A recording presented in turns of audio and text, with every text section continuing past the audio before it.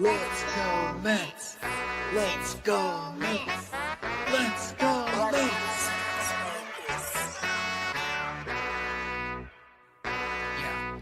Yeah. You gotta believe and invest with your heart. Orange and blue till Mets do us part. Spring training, oh yes, it's the start. City Field gritty till Mets do us part. Hit home runs and knock it out the park. Big Apple till Mets do us part. You gotta believe and invest with your heart. Listen to the show till Mets do us part. John from Brooklyn, Gibby reps NJ. With the other team, I don't care what your friends say. Mets fans, we focus like a sensei. Listen to the podcast Monday, Wednesday. Made a couple bad plays, but we still won. Character, yup, we're gonna build some. Are you gonna check the pod? It's real fun. Just like Mookie, I will, son. So invest with your heart. Orange and blue till Mets do us part. Spring training, oh yes, it's the start. City Field gritty till Mets do us part. Hit home runs and knock it out the park. Big Apple till Mets do us part. You gotta believe and invest with your heart. Listen to the show. Available now on all streaming platforms. If you love the New York Mets, check out Til Mets Do Us Part. Enough rapping. Let's get to yapping.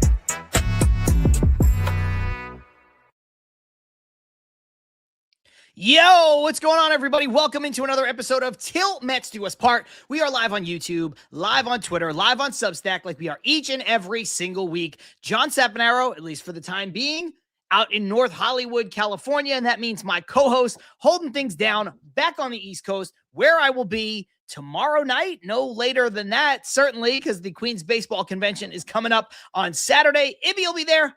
I'll be there. Before we get into that, there's a lot to talk about. Before we get into that, Ibby, I don't even, I know I can safely ask you. I would feel very apprehensive to ask this question to near any other Met fan that I know. Yeah.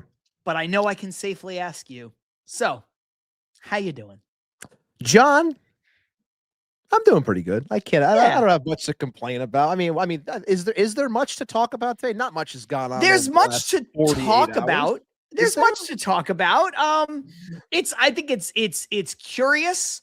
I Of course it understand is. some of it. I don't understand other parts of it. I understand reactions to some of it. I don't understand reactions to other parts of it. So it's a mixed bag, but I think I think we're gonna receive not necessarily a mixed bag from our lovely viewers and commenters that join us live. I think it's gonna be heavily one-sided.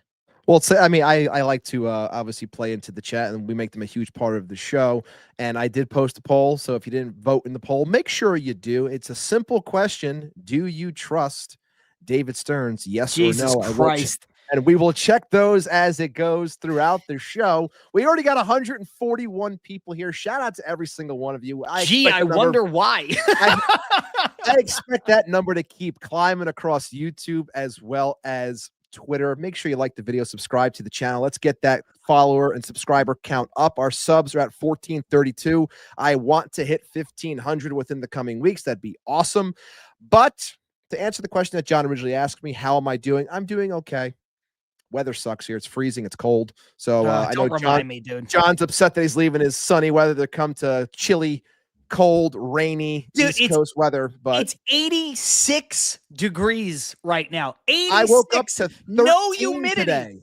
No 13. humidity. 86 degrees. Not a drop of humidity. Not a cloud in the sky. Perfect weather. Well, I guess right one now. thing that the chat could say is that the weather in Southern California is a lot hotter than what the stove is for the Mets, and that the Mets are more like the East Coast that they are on, frigid, cold, and making them question a lot of things. But overall, I'm well. It is Wednesday. The red light's on. We got Indeed a lot to talk about. I'm pumped up. I have some nervous energy in me because of how this show might go. But either way, we're here. Let's have some fun. Jump into the comments really quick. Truman Quinn. Yes, it is gorgeous in LA right now. GSD over on Twitter says Diaz left for the weather like John. I mean, I don't think that's why Diaz left, but I get it. I do get part of it. Ibby, I know you like to, before we do a full roll call and get into things. Yeah. I know you like to wear sometimes thematic stuff, Mhm. depending on what's going on in the world of our New York Mets when we record this show. So It's I true. took a little bit of a page out of your book today. I'm wearing a shirt I like it. that says, "The journey is everything." That is a tour shirt from an artist I really like, a concert I went to a couple years ago. He's a hip hop artist known as Russ. I don't know if you follow Russ, but dude that I've I'm learned into. about Russ through you. Is it because of all the Russ through posting you. I do on Instagram and stuff like that? It's the one time where when we left the Met game, the first time we met each other, we went to the Met game, and you were playing in the car as well. So yeah, Forgot I've about taken that. yeah. So I do I know him because of you. Yes. Fair enough. So the tour was called "The Journey Is Everything," and the was inspired by a song that he put out a few years before that called "The Journey," and the hook is "Ain't no destination. The journey is everything." We are on a journey, my friend, right now, and I don't think any of us know where it will go, and that is the point of. There ain't no destination. At least we don't know the destination. Now, some people feel like Truman Quinn. They say, "Get me off this journey." And that might be fair. But we're going to get into all of it right here, right now. Let's shout out the folks in the chat. We already mentioned Truman Quinn. Lazy Mary is here. AJ Roth is here. We have Cindy, Shark Vader Studios. We have Mike Laverty in the house. Carson is here. Mr. Nobody is here. Ethan KL. Ibby is in the chat as himself and as Til Mets Do Us Part. That is very impressive, Ibby. Plus, you're here in the physical form. Who else? Brad is here. Armand. A lot of people we're used to seeing in the chat. Darren Rivera. We have Craig Silverman is here. I thought I saw a returning individual. I think so. Yes. Chris Ram is here. I saw Chris Ram. Welcome back, Chris. Good to see you, man. Been a while. Ramos is in the house. Matt talks Rangers. Jeff Cohen, Will White. Chrissy is here saying that here to talk ball, but to mostly look at Gab. That's right. We've got maybe a potential guest joining us from the winter meetings, usually live and active in our chat. Gabrielle Rossi might be joining us as long as she can sneak away for a moment to talk Mets, to talk winter meetings. Didn't want to advertise it because wanted to make sure she could, but now we're here. She might make it. She might not. We're hoping she does. We have Mets XVX. A lot of comments, man. I don't want to miss anybody. GSD, I already said. Truman Quinn, we mentioned more than once. Keith Blacknick, the media goon. Should we sell torches and pitchforks at the QBC? No, Keith, because too many people don't like me. And I don't want to be around torches and pitchforks if that is the case. Joe DeMeo is here. Speaking of the Queens Baseball Convention, we have Jazz. Jazz is in the house joining us from Twitter. Game for War, Death in Spades. Maybe I can't keep up with all the folks here. You know what? I will say this. Christine G. I love the fact that we have so many people here. I just wish more people would show up when the news is, decent news and happier news, as opposed to just coming out of the woodwork when we all want those pitchforks and to start screaming about everything. But look, either way, I'm all pumped that you are here. It's been a while. If you haven't been here, we miss you. We hope that you come back more often. But let's have that therapy session. Let's do what we do best on Wednesdays. Let's get it all out. Let's try to make the best of everything and try to put the pieces together on this journey that John had just said that we're clearly on. Ibby, I'm not saying this to anyone in the comments, anyone in the live chat who's being quiet, or anybody watching who's not in the live chat, they're being quiet. I'm not saying this to anybody in particular, but there is an old adage that says misery loves company. That it does. And I think that's what we're seeing here. I'm not calling anybody miserable. I'm just saying, controversy sells. And right now, the New York Mets are the controversy kings. Group therapy is in session, according to Chrissy. So, look, Ibby, there are two equal things we could talk about right now. Had this show gone on yesterday, it would be all Edwin Diaz, wall to wall, and the speculation would be what's next. What are the Mets going to do about Pete Alonso? Well, the show wasn't yesterday. It's today. Pete Alonso. I had to change my thumbnail. Yeah. I was all set. I thought the Diaz one was good enough. No, I had to put Pete in a different jersey as well. Unbelievable. 24 hours later, we get hit with another one, right? And now it's Pete Alonso, an ex-Met, for 5 years, $155 million, going to play a little bit down I-95 in Baltimore, friendly confines of Oriole Park at Camden Yards or whatever they're calling that place now.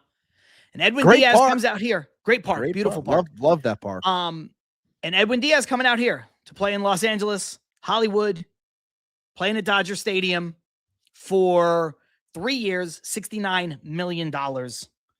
People know the numbers. Ibby, give me your initial reaction when Edwin Diaz, I think this is the best place to start. And then people can chime in and we'll obviously take the comments and the questions and everything, but we got to get all this stuff off our chest. So one at a time, your initial reaction yesterday when you see the tweet that Edwin Diaz is signing with the Dodgers. I would say that my initial reaction was I was shocked because of the word that was coming out and how the Dodgers were kind of out on things and how the market seemed to not be materializing the way that it would be. They come in, they swoop in last second. They probably get wind of what the offer was. They offer a little bit more, and we'll talk more about this entire process with Diaz, I'm sure. But I was a little taken aback. I was like, man, like I don't get it because it said, and there was no numbers attached to it. So I'm like, he's got to be blown away. Like this had to be something that is just ridiculous. And the Dodgers are just flexing a muscle that the Mets just didn't want to go to for a 32-year-old. That was my thought process. Sure. And then I see the numbers. I'm just like, man, I really got to know what happened here because there's got to be a story. There has to be. And I became more interested in what that story was as opposed to, him no longer even being here. I'm like, well, why is he not here? Like, that's why I was so perplexed. I'm like, I need more answers. And we've gotten more answers over the last 24 hours, which we'll dissect the best we can.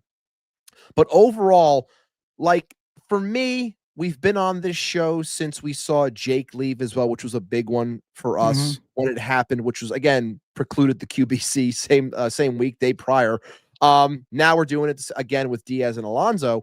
So and didn't the Mets sign Soto the day after the QBC last and they started, yes, they saw the Soto the day after the QBC. So it's like, we always get man. We get the good news after the QBC. We get all the bad news going into the QBC, which is why, Keith, no torches. No torches. Pitchforks. No torches. So no, I was very I've learned as a fan over the years, and people see my demeanor that I carry with this team now, especially, in the Cohen era versus what I was like in the Wilpon era. I'm a lot more calm and measured, and you're going to see me being calm and measured throughout this show talking about this. But once Jake was gone, I was upset for a couple of hours, a little upset, thought he would be here. I understood it. I moved on. And again, I root for the Mets. I'm not rooting for a player.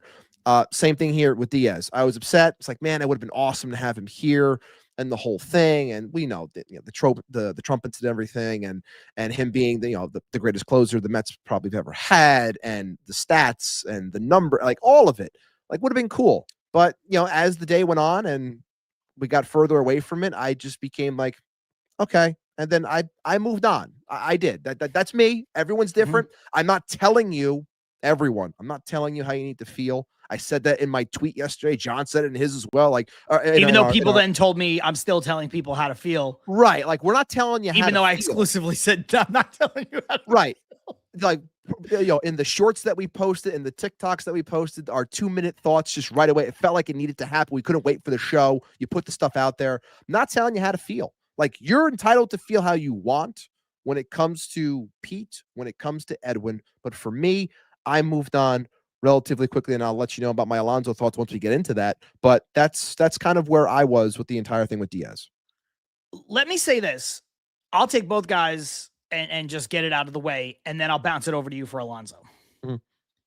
I was surprised, not that they signed somewhere else. I was surprised once I saw the deals. If you told me the Dodgers did what the Dodgers do, which is, especially since Shohei Ohtani, we've got a 10-year window. We're printing money in Japan. We are an uber successful, unbelievably built franchise from, low A ball all the way on up. We have a farm system that never runs out. We have money that never runs out. And like I said, now we're printing money in the Japanese market, thanks to Ohtani, thanks to Yamamoto, thanks to Roki Sasaki, right? If you said they stepped up, they gave Edwin Diaz 5 years, $120 million with a bunch of deferrals, I'd be like, I get it. If you told me Pete Alonso was able to get 7 years or even 6 because Baltimore got desperate, or even a bad team, a team that's not expected to be, I know Baltimore wasn't good last year, but a team that doesn't expect to be good, right? Like the Angels or the Nationals, they just, we're going to spend money. 6 years, 7 years, Alonso. I would have said, you know what? I get it. I see it. When I saw the length of both deals, and I tweeted this, those are deals that if I, John Saponaro, was running the Mets, I would have given to both of those players. I said that Edwin Diaz was the 1A. Pete Alonso was a slight notch below that when the offseason started, 1B, in terms of important players that the Mets needed to address. The Mets went in another direction. I would have not. I would have signed both of those players to both of those contracts that they received. Having said that, I also don't necessarily see now. I think it's very hard to try to understand for us, for me, for you, for everybody in the chat, for everybody listening, for people on Twitter. It's hard to see the vision right now. And again, going back to the shirt, that's why I wore it today, because there was a roadmap, or at least we thought, and now we have no idea what it is. Part of that's exciting, part of that's scary, but we don't know what it is. We don't know where this is going. And that's why I can't blame you or anybody who's upset and frustrated, and that's why I wouldn't tell people how to feel. But I do think there's a bridge too far for me, which is calling the general manager incompetent and saying that they're a bad roster. Well, yeah, they are a bad roster. It's December 10th. Good thing we don't play baseball today. So there's both sides of this argument, but just in a nutshell, I would have given both of those guys those deals. So I don't know where, if you want to get your 2 cents in on Pete, and then we'll jump into our guest. Yeah, we can do that. Yeah, we can do that. Hit me with your 2 cents on Pete. What you thought when you saw that deal come down today? Again, well, as I mentioned when it came to the whole Nimmo thing, all these things always happen while I'm driving. So sure enough, I had to run out today during my lunch to get something, and this news breaks. I'm like, God damn it. Why is it, my phone's blowing up? Like, of all the times for the news to break. So I saw it, and I was just like, and people aren't going to like this. I saw it, and I was just like, okay. Like that's kind of where I was. I was just like, because I said weeks ago, and I just said to John and Pre before we went live, I said that I didn't think that this team liked a lot of the options out there. I still question what they actually like. The more news that comes out, you're hearing that they're not really involved with anyone, because I don't think that they like or they want to build with said players, which isn't what a fan wants to hear. So is this going to come via trade? Like, we're going to find out. But in general, was I shocked at the deal that he got? I was a little shocked that a team was willing to go there from everything that we've heard to that point. Once the Schwarber contract came down, the 5 years, 150, you assumed that Boris and Pete would push for that exact contract, if not a little bit more, because they are a similar type of player, and Pete could obviously end up becoming a DH like Schwarber is in the immediate, within this 5 year frame for a contract. So I was a little shocked that he got 31 a year over 5 years. Was I upset? It's upset to watch a player leave. It's upset because a player like that, as I've said, can thrive when you put the right people around him so he can be the type of player he's meant to be. He's not meant to be a 300 hitter that carries this club. He's meant to be the guy that's supposed to be the power hitter that goes about doing his business, and others can carry a little bit more weight, and he can just be the power hitter he's supposed to be. That was a player that helps this team. It does. It does help this team. I guess my biggest curiosity with a lot of it is more so the overall approach. Like, I'm going to miss Pete. I enjoyed his time here. It's shocking for a lot of fans, so I'm not going to tell you not to be upset. You should be upset. It's a player that you love, your kids love, whatever it may be. You enjoy the moniker. You like the polar bear. You like the trumpets with the like. I get it. I get the whole pomp and circumstance of it all too, because it is entertainment. I get that. But in terms of him not being here, it is what it is. And to piggyback off of what John was saying before about why he wore what he wore, I chose to wear what I wore today because I could have been funny. I could have worn a minor league hat and said that that's the team that we have now. I could have been a little bit more, I could have been a little bit more coy. I could have been an ass and wore my good vibes hat and say, I got my vibes are great. Like, I could have done that too, but I chose to wear this hat and this hoodie because it goes back to what I've been saying the entire time. I'm rooting for people that are here. Like, once you leave, is what it is, man. I root for the Mets. Like, I love players that are here. I'll love them, I'll love the name on the back while they're here. But once they leave, I'm kind of just like, okay, like, I get it. I'm curious, as all of you are, and we'll talk about this throughout the show, especially with our guests, about what comes next. And I know people are pissed off, but I can say with 1,000% certainty that my intrigue was high when we traded Nimmo, was high. My intrigue now for this offseason and where it's going to go is through the roof. Because while everyone wants to scream and be irrational and let emotions take over, which I get it, you're upset. But I look at this and I say, there is so many holes that need to be filled that they have to get filled. Don't assume that this is going to be the team that we're getting moving forward, because it can't be, because there's not enough people here. So new faces are going to be coming in. I did see a great question in the chat from Joe, and hopefully we'll get into that at some point. But I just think in general, try your best. Again, this is me talking. I know people aren't going to follow, but try your best to allow this to play out, mainly because you have nothing else to do. Yeah. All right. Before we get into our guest, she's been waiting long enough. I just want to hit on a couple of thoughts that came in because they've been coming in fast and furiously. We haven't got to really any of them. Brad says, everybody wanted change until change happened. Just don't change my homegrown Mets. Carson saying the core of failure. What will we do without them? Darren Rivera saying, if you don't have the right players, you're going to have a glut of aging players all fit for the DH. Also fair. Armand, honest truth, the 2024 Mets making the playoffs delayed this. Bingo. Said that. They missed the playoffs. Nimmo and Diaz would have been traded, and Alonso would have been gone in free agency if they missed the playoffs the year before that. This is a fair question. We'll get more into this in a minute. Hackabus saying, can you trust someone and still have no clue what the plan is? That's a fair question. It's a fair question. But this is a good point here. Alex over on Twitter saying reserving judgment until spring training. I mean, yes, for your own sanity. And that's all it's all you can really do now. But we can't do that because we live on Twitter, we live on X, we live on social media, and we want the immediate. We want everything so quick, and we don't get it. We just assume, this team is awful. Well, we got to let it play out because, again, it's only December 10th. D-Rels saying Mets want attention over success. I don't think that's what I don't think you have the last 2 days if you want attention over success. Ethan saying Soto will demand a trade soon. I don't think so.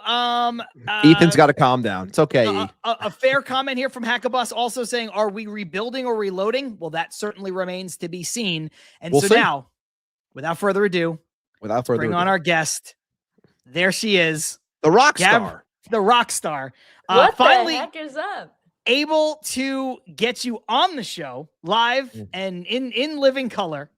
Gab Rossi, who covers the Mets for on NJ Sports, down at the winter meetings.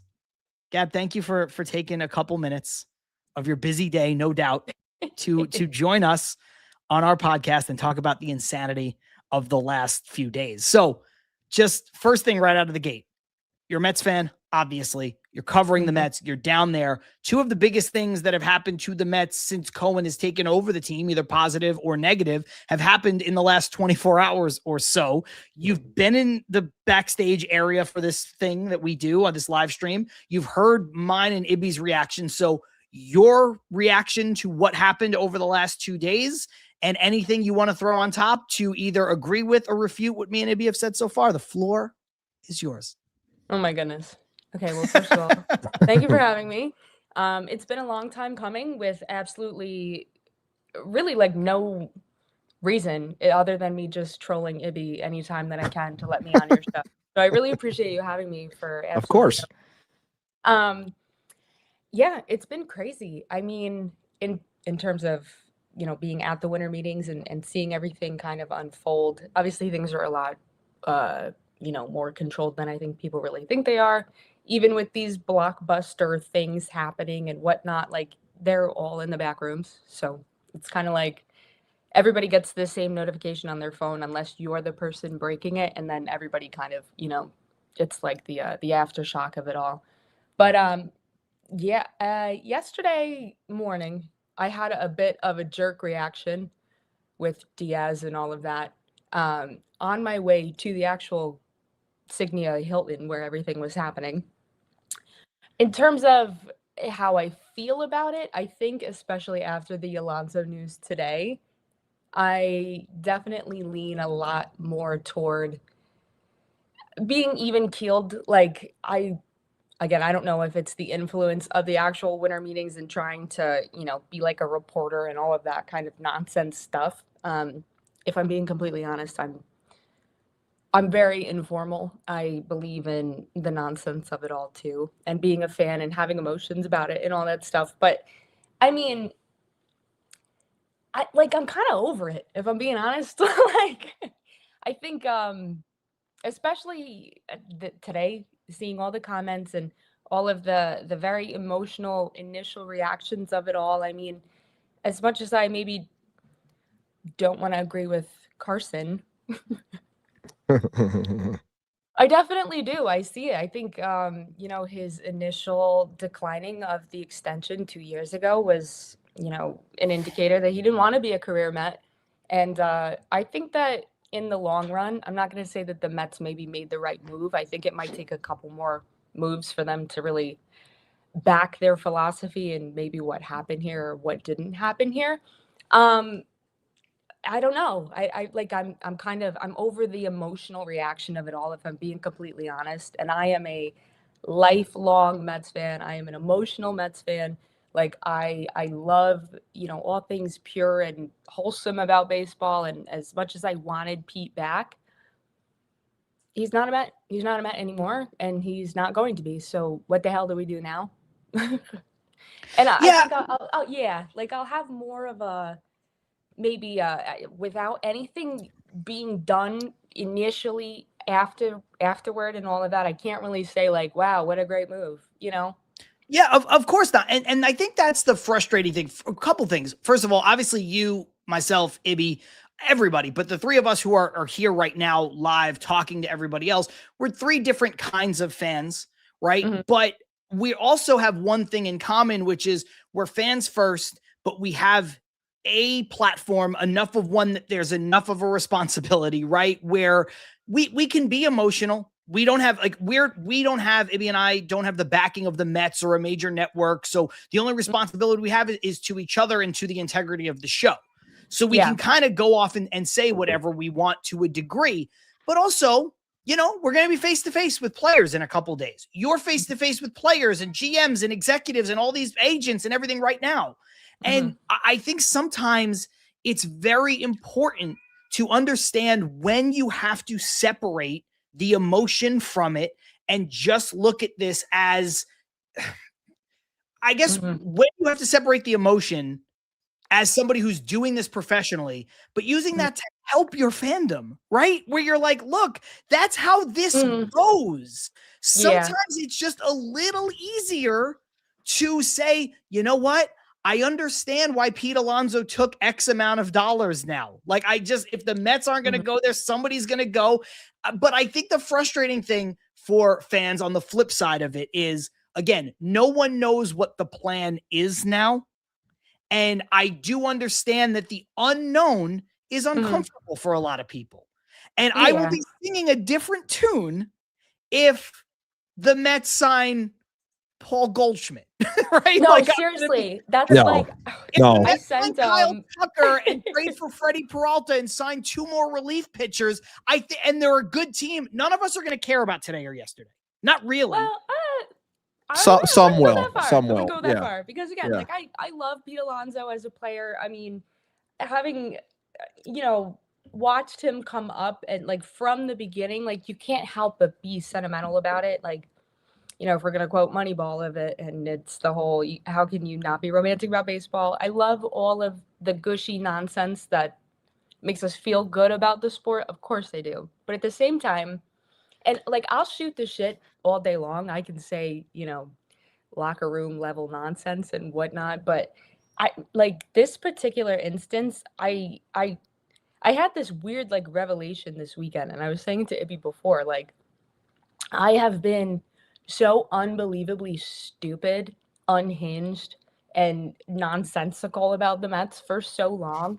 And then once Edwin signed with the Dodgers, and I even like made the whole thing on my own, kind of platform of things saying like we fixed your fucking legs and you went to whatever devil Satan team, I think was the exact wording I used.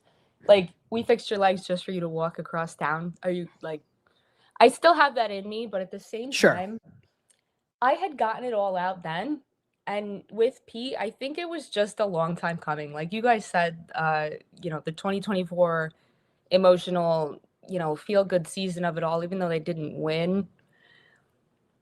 It's easy to romanticize that and to maybe put a damper on what's coming.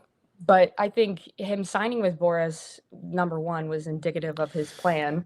I think him declining the extension was indicative of his plan, especially last year, how he signed, I don't know, all of what, maybe 10 days before spring training started. February 12th.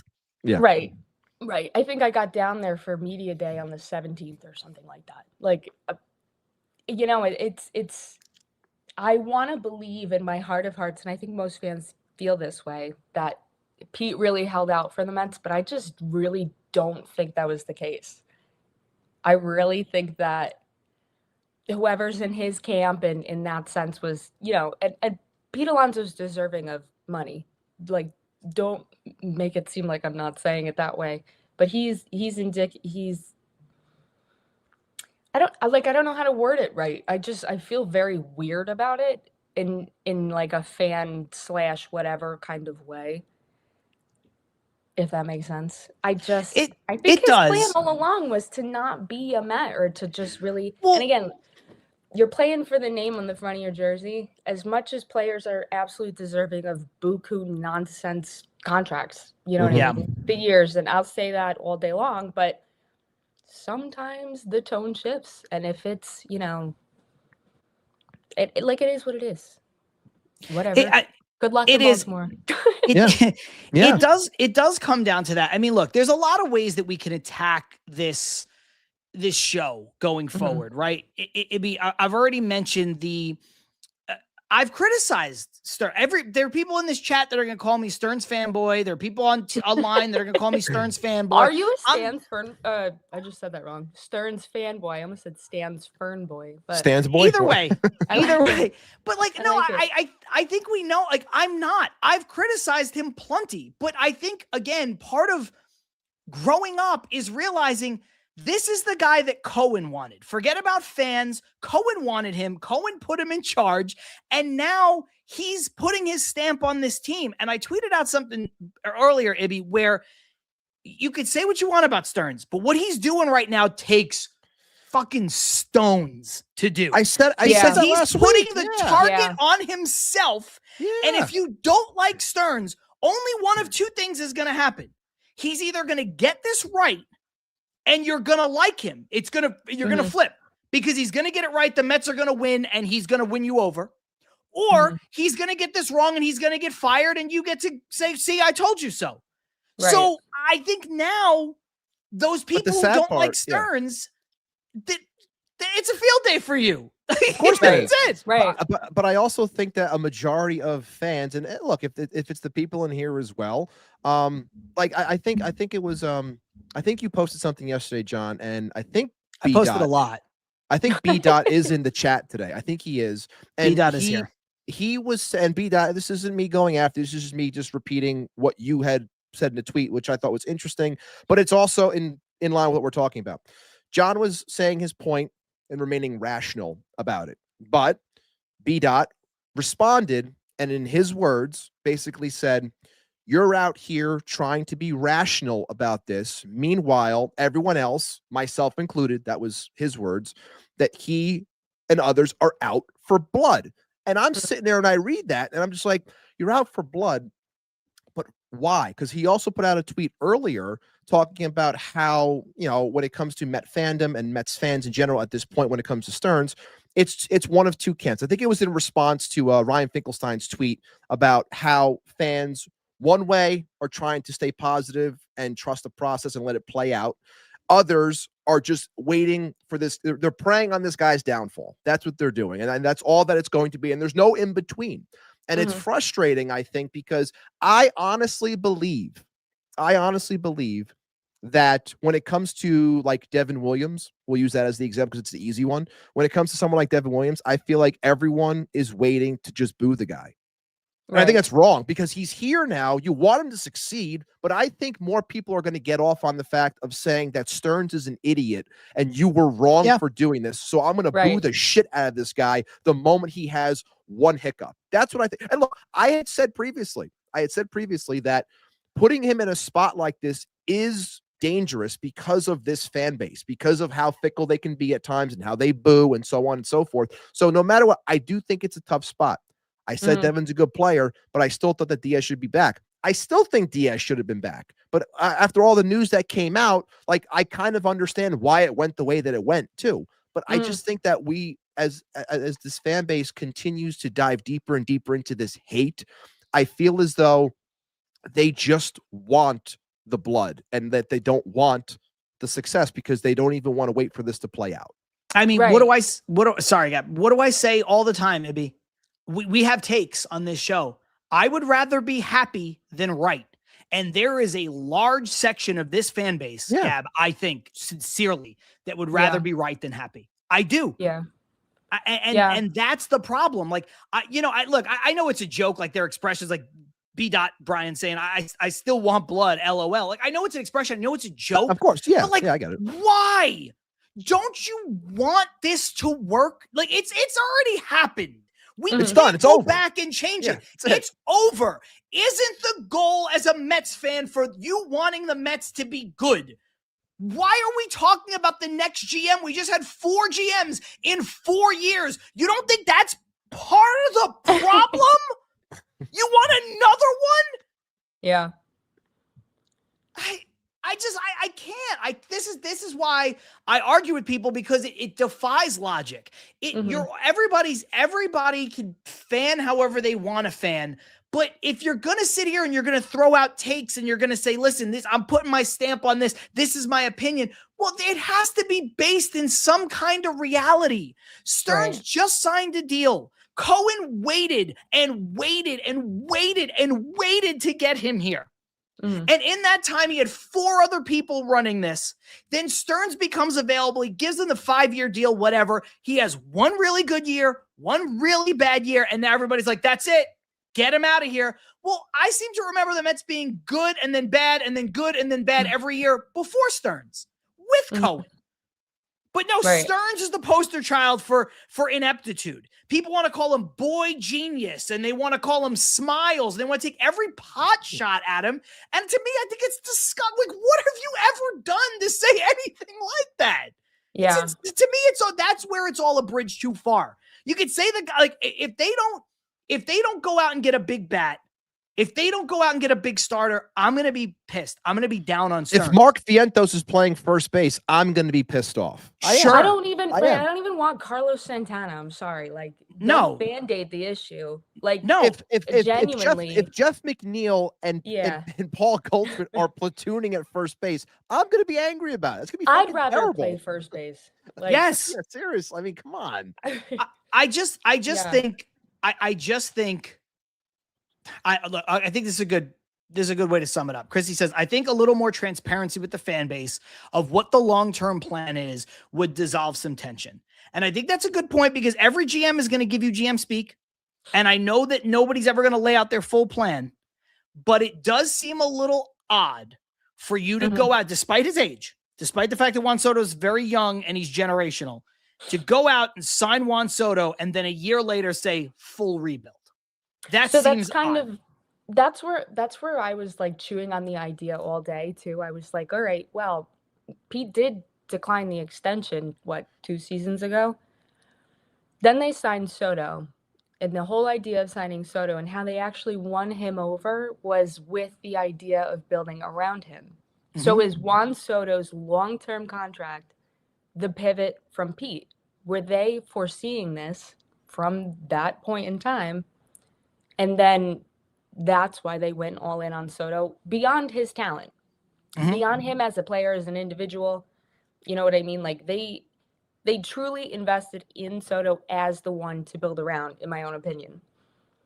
So that's why I'm even like less emotional about the whole, whatever you want to say about what they should or shouldn't have done with Pete Alonso.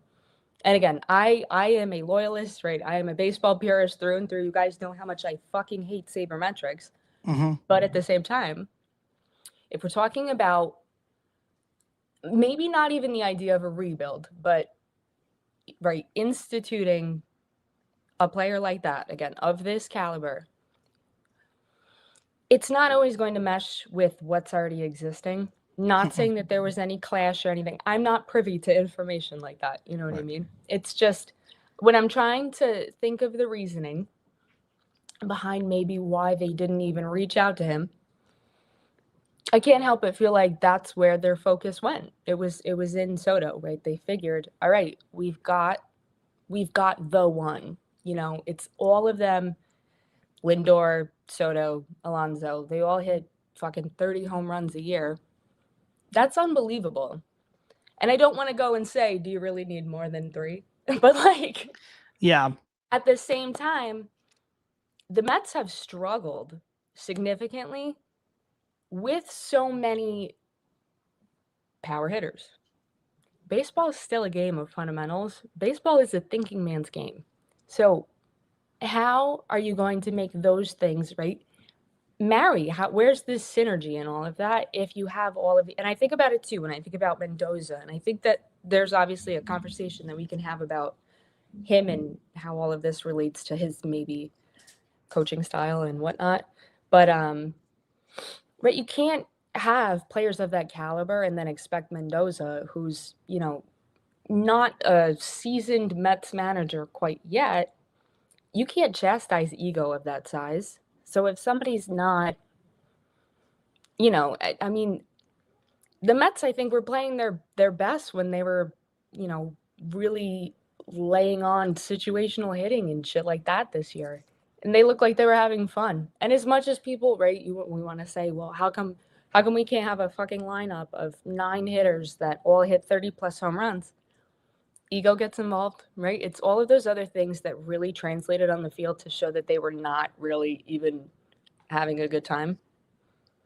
So I don't know. That's why I was thinking about it all day yesterday too. I was like, are they going to even be able to sustain that long term? Because again, what if we were trotting out those same 3, 4, whatever, however many guys, and it didn't work? Yeah. Then it would be 3, 4, 5 years of this same bullshit. You know what I mean? Well, that's the problem, right? Like, and here's what's odd to me. You know, and I hate to keep bringing up B-Dot's comments, but you know, and focusing on it, make it seem like I'm just going at Brian here. But it says, how do you define the words "we haven't won with this core"? Literally, both literally in every way. Ibby, I think you're muted. But like, we haven't won anything. They haven't won. They haven't won a World Series, but they also haven't been a consistent winner. Like I saw somebody tweet, it was Pete Hoffman from WFAN saying, "Oh, the Yankees should trade Aaron Judge because they haven't won a World Series with him." They've missed the playoffs one time since Aaron Judge has been there. First of all, it was a year that he got hurt. He also puts up MVP numbers, is better than anyone the Mets have gotten rid of this offseason, is better than anyone the Mets have on their roster currently, including Juan Soto, because he's a better overall player than Juan Soto, and he's better than most Mets that have ever existed. It's not a 1-for-1. It's not the same thing. They make the playoffs every year. You're trying to get to a point where you can make the playoffs every year. The Mets have made the playoffs in back-to-back years like 3 times in 60 years. So how do I define we haven't won with the core? Literally. Since 2019, this team has not won. There was a year in 2020 where every fucking team made the playoffs. And the Mets didn't make the playoffs. Is that David Stern's fault too? Was he running the Mets poorly when he was still the president of baseball ops of the Milwaukee Brewers? Because, and here's the point. Here's where I bring it all together. B-Dot follows it up by saying, I truly liked Epler. I believed in his moves and agreed with a lot of them. Did it all work? No, but I liked the signings. But it didn't work. Max Scherzer was a disaster. Justin Verlander was worse. Senga, to this point, horrible. Brandon Nimmo would have never gotten that deal under David Stearns, and they traded him. Billy Epler also extended Jeff McNeil. Like, what? How? What?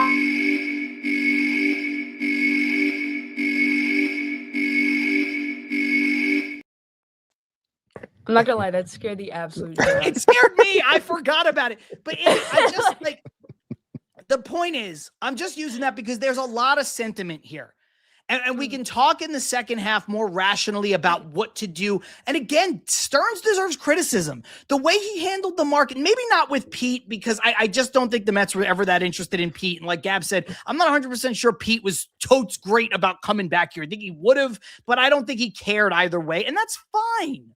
I think David Stearns and the front office overplayed their hand a little bit with Edwin Diaz. I think they were genuinely shocked. I think they thought they had Edwin Diaz. I think so too. I think it got away from them.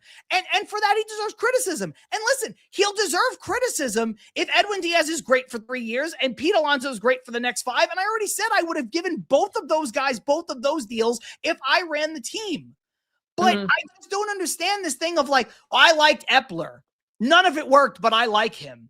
David Stearns, I'm not even willing to see if this works. I just don't like it. I think David Stearns is a lot more practical when it comes to baseball than people really give him credit for. Like, he's known for being, like, you know, Moneyball-esque analytical fiend or whatever, and he is, but he also has a good feel for the game, a lot more than people give him credit for. And I'm completely on the other end of this whole, like, if I would have given them those contracts, and I know that's controversial, and it doesn't come without, you know, an inner conflict, but I people have said it all day. I've been like scrolling Twitter instead of doing my job all day long, and I'm like, people are like, I wouldn't if I were the Mets, I would go beyond 3 years in contract. I wouldn't. At this point in the game, I fucking wouldn't. Three years, why the fuck not? Try it out. Yeah. See what happens. And then you're not stuck with a shitty team for more than 3 years. You can kind of move people around in that time frame. Whatever. The Mets also have incredible depth.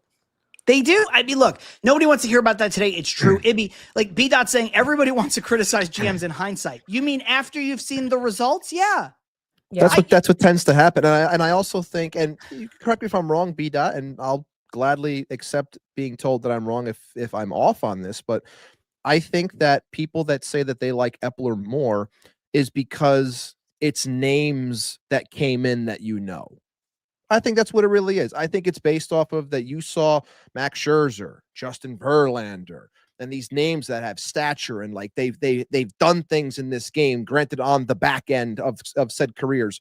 But when you start, you know, seeing names that you don't know, you don't know much about, you're like, that's when the boy genius and he's the smartest guy in the room and blah, blah, blah. Like all that stuff comes up because it's like, well, you know, read a little bit more about the minors, read about, Right. learn how to read about, check out Savant, or I know a lot of fans don't want to do that because they don't like the geekifying of the game, the nerdifying of the game, which is, I get it, but you have to also understand that a majority of this game is that now. Like, and there's something that I want to pull up, and we'll bring it up eventually because of the whole talk that's now going along amongst people on Twitter when it comes to laughing at the fact that this team's trying to be like the Dodgers and they're nowhere near that, so on and so forth. I do have some things I do want to bring up, and I'll do that eventually at some point, but I think it really comes down to the whole names aspect that people get attached to, which is why they're upset right now, which is why I said they were going to be upset, because you lose Pete Alonso, you lose Edwin Diaz. Those are huge names. They are not completely 100% at fault here. I don't think that they are. Can they help you win? I do think that they can, but people were not going to be able to handle the waiting game because they don't know what's coming after them. They look out at the free agent wire and they go, I don't know these names. I don't know what's going to happen, so I don't like this. And it's easy. Yeah, you can say, well, look at the production. I get it. But clearly there is something here.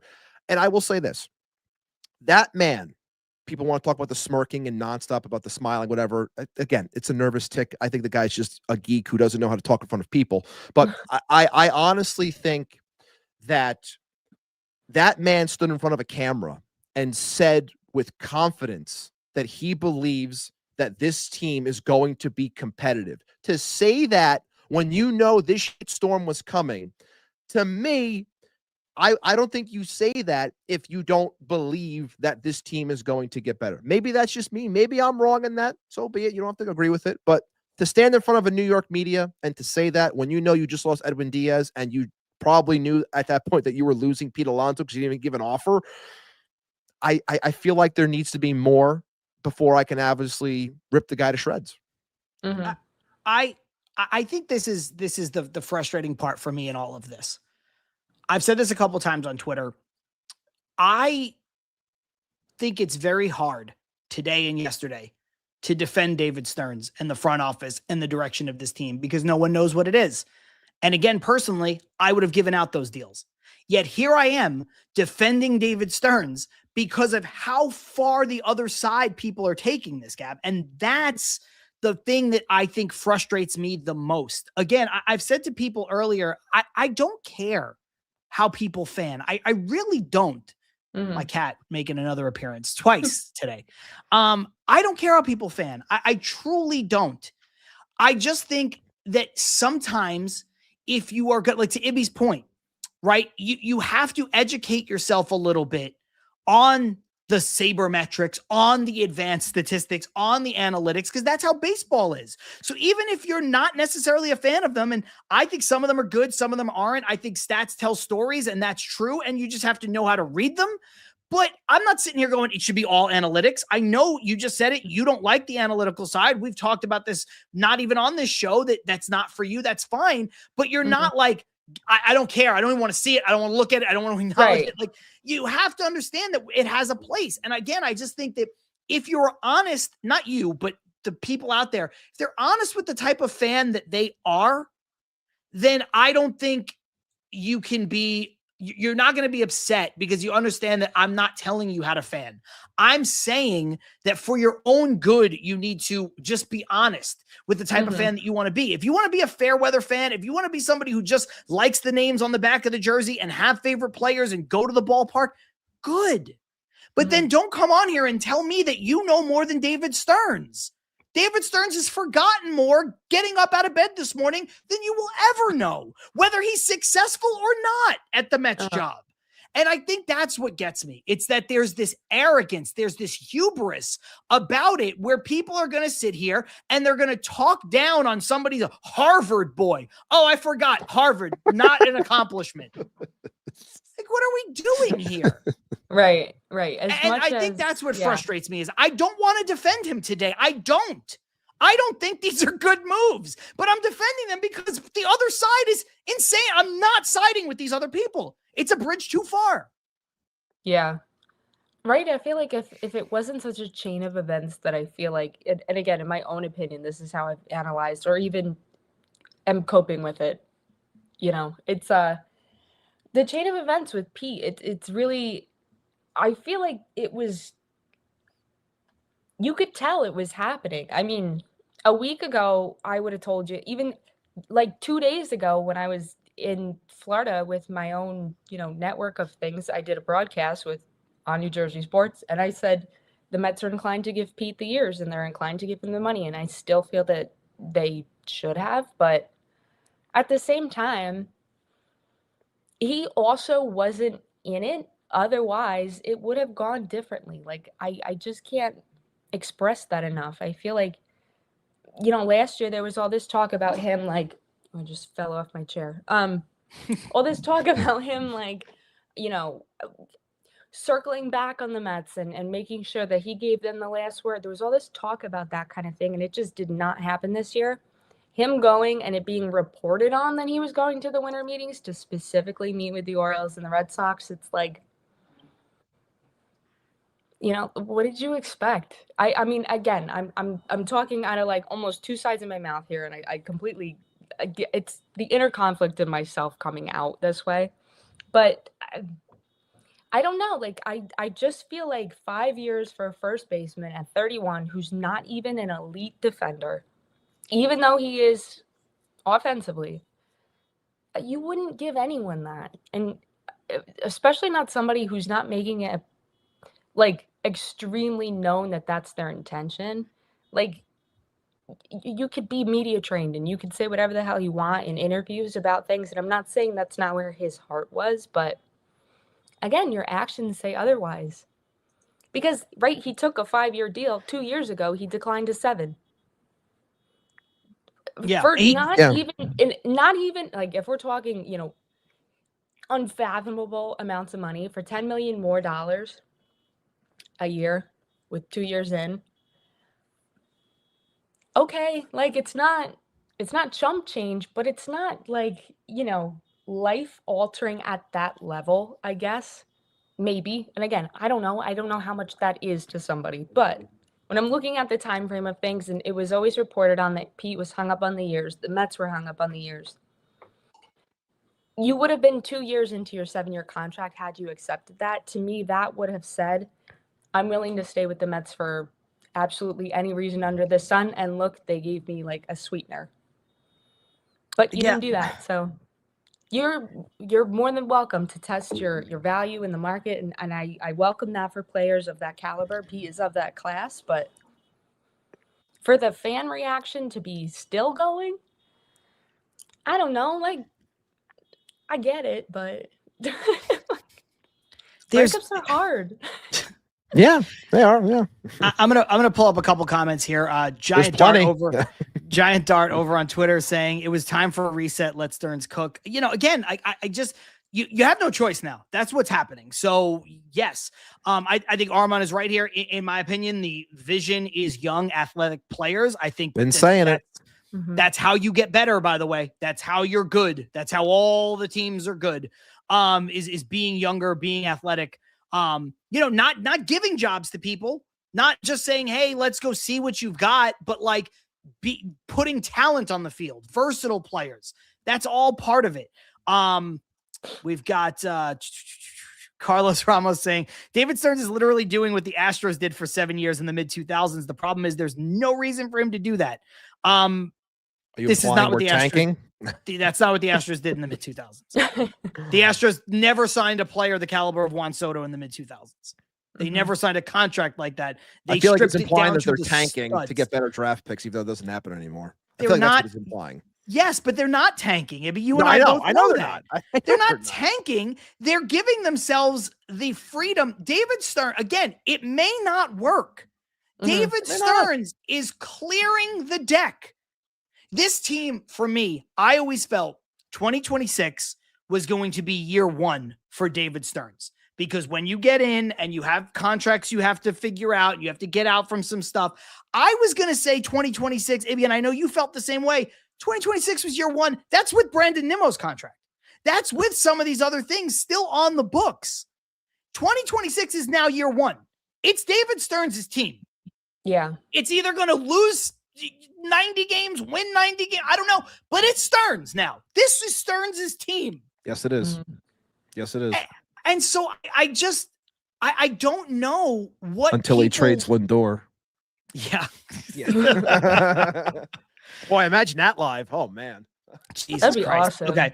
Armand saying, question to the Stearns haters. Who do you want for the GM / president of baseball? I can't ops? name Stearns gets anyone. Fired. And by the way, most of the front office people will run a team like Stearns. Go look at the rest of the MLB except the Dodgers. I mean, it's true. And the Dodgers would be doing exactly what the Mets are doing if the Dodgers didn't have a 10-year head start and Shohei Ohtani and printing money in Japan. It's all a factor. I understand Cohen has more money than them technically. I mean, there is no pipeline that the Mets can open up right now that is like the one that the Dodgers have built to Japan. There isn't. They're making so much money there. It is insane. Shohei Ohtani is making so much money that he's getting paid like $4 million a year in real-time salary. Like, there's nothing else. There's nothing we can do. Yeah. So I and listen, that's a collective bargaining question or whatever, but I just don't think it's you have to understand like how this works. Corey saying both things can be true. There can be a plan, which I know there is. But right now it feels like it will take time. So I get the frustration. So Ibby, chew on this. We're going to head into the break. When we come out of the break, we're going to talk about what goes on next, because I think that's the only thing that is fair. We can talk in circles about what they've done, what they should have done differently. It's irrelevant now because it's all happened. So and you're getting on top of that, I do want to, I'm going to screen share and I'm going to go over some of the things that I wanted to bring up when it comes to what the Dodgers were and what they were like along this journey to become the juggernaut that they are and how it compares to the New York Mets. I want to get into that as well. All right. So let's head into the break and we'll talk about what to do next for the New York Mets. Gab, I don't know. You look like you're pretty settled in. Can you hang out with us for a bit? I didn't know if you had to like jump back and go do something else. No, I'm chilling. Okay. Perfect. So we'll be back. The break is quick. If you watch the live show all the time, you know it's just 30 seconds. I'm going to try to calm down. No promises as far as that's concerned. This will be just a quick ad spot that we need for the audio version of the show and a little bit of a reset for the show here on the live stream. John Saponaro, Matt Ibanez, our guest this week from the winter meetings, I guess from the hotel of the winter meetings. Oh, no, I'm back home. This is my bedroom. Oh, okay. Oh, you're back. Yeah. Oh, okay. She was covering the winter meetings. She was covering the winter meetings. I was and now there, she's and now home. I'm back. But yeah. Gab Rossi. This is Til Mets Do Us Part live. I had no idea. Live on Twitter, live on YouTube, live on Substack. We will be right back.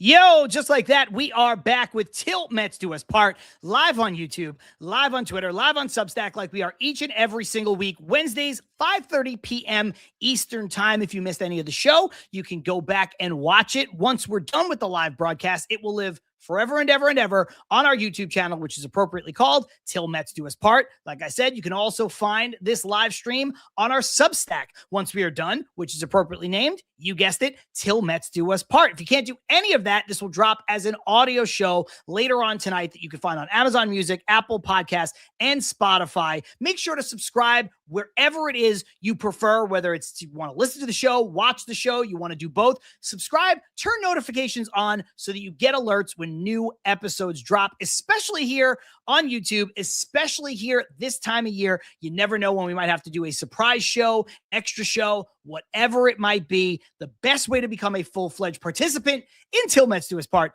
is to subscribe, to turn those notifications on. We want to hear from you. The live chat is such a huge part of what we do here on this show. John Saponaro, Matt Ibanez, our guest this week, Gab Rossi. Before we get back into the conversation, Ibby, let's hit him with a quick word from our friends over at Independent Safes. Absolutely, John. IndependentSafes.com. Independent Safes are protecting homes and businesses with secure residential and commercial safes.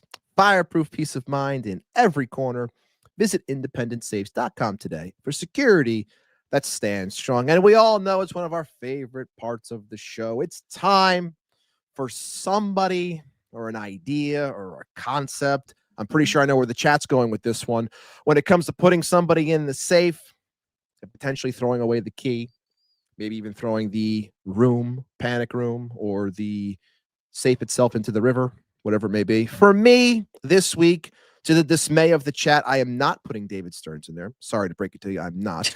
I am putting into the safe the people, the fan base, the part of the fan base that believes that this is an absolute already, that you are going to be awful, that this is the end of days, that you are not going to the Citi Field, that's going to be empty, so on and so forth. They're not going to do anything. They're not signing anybody.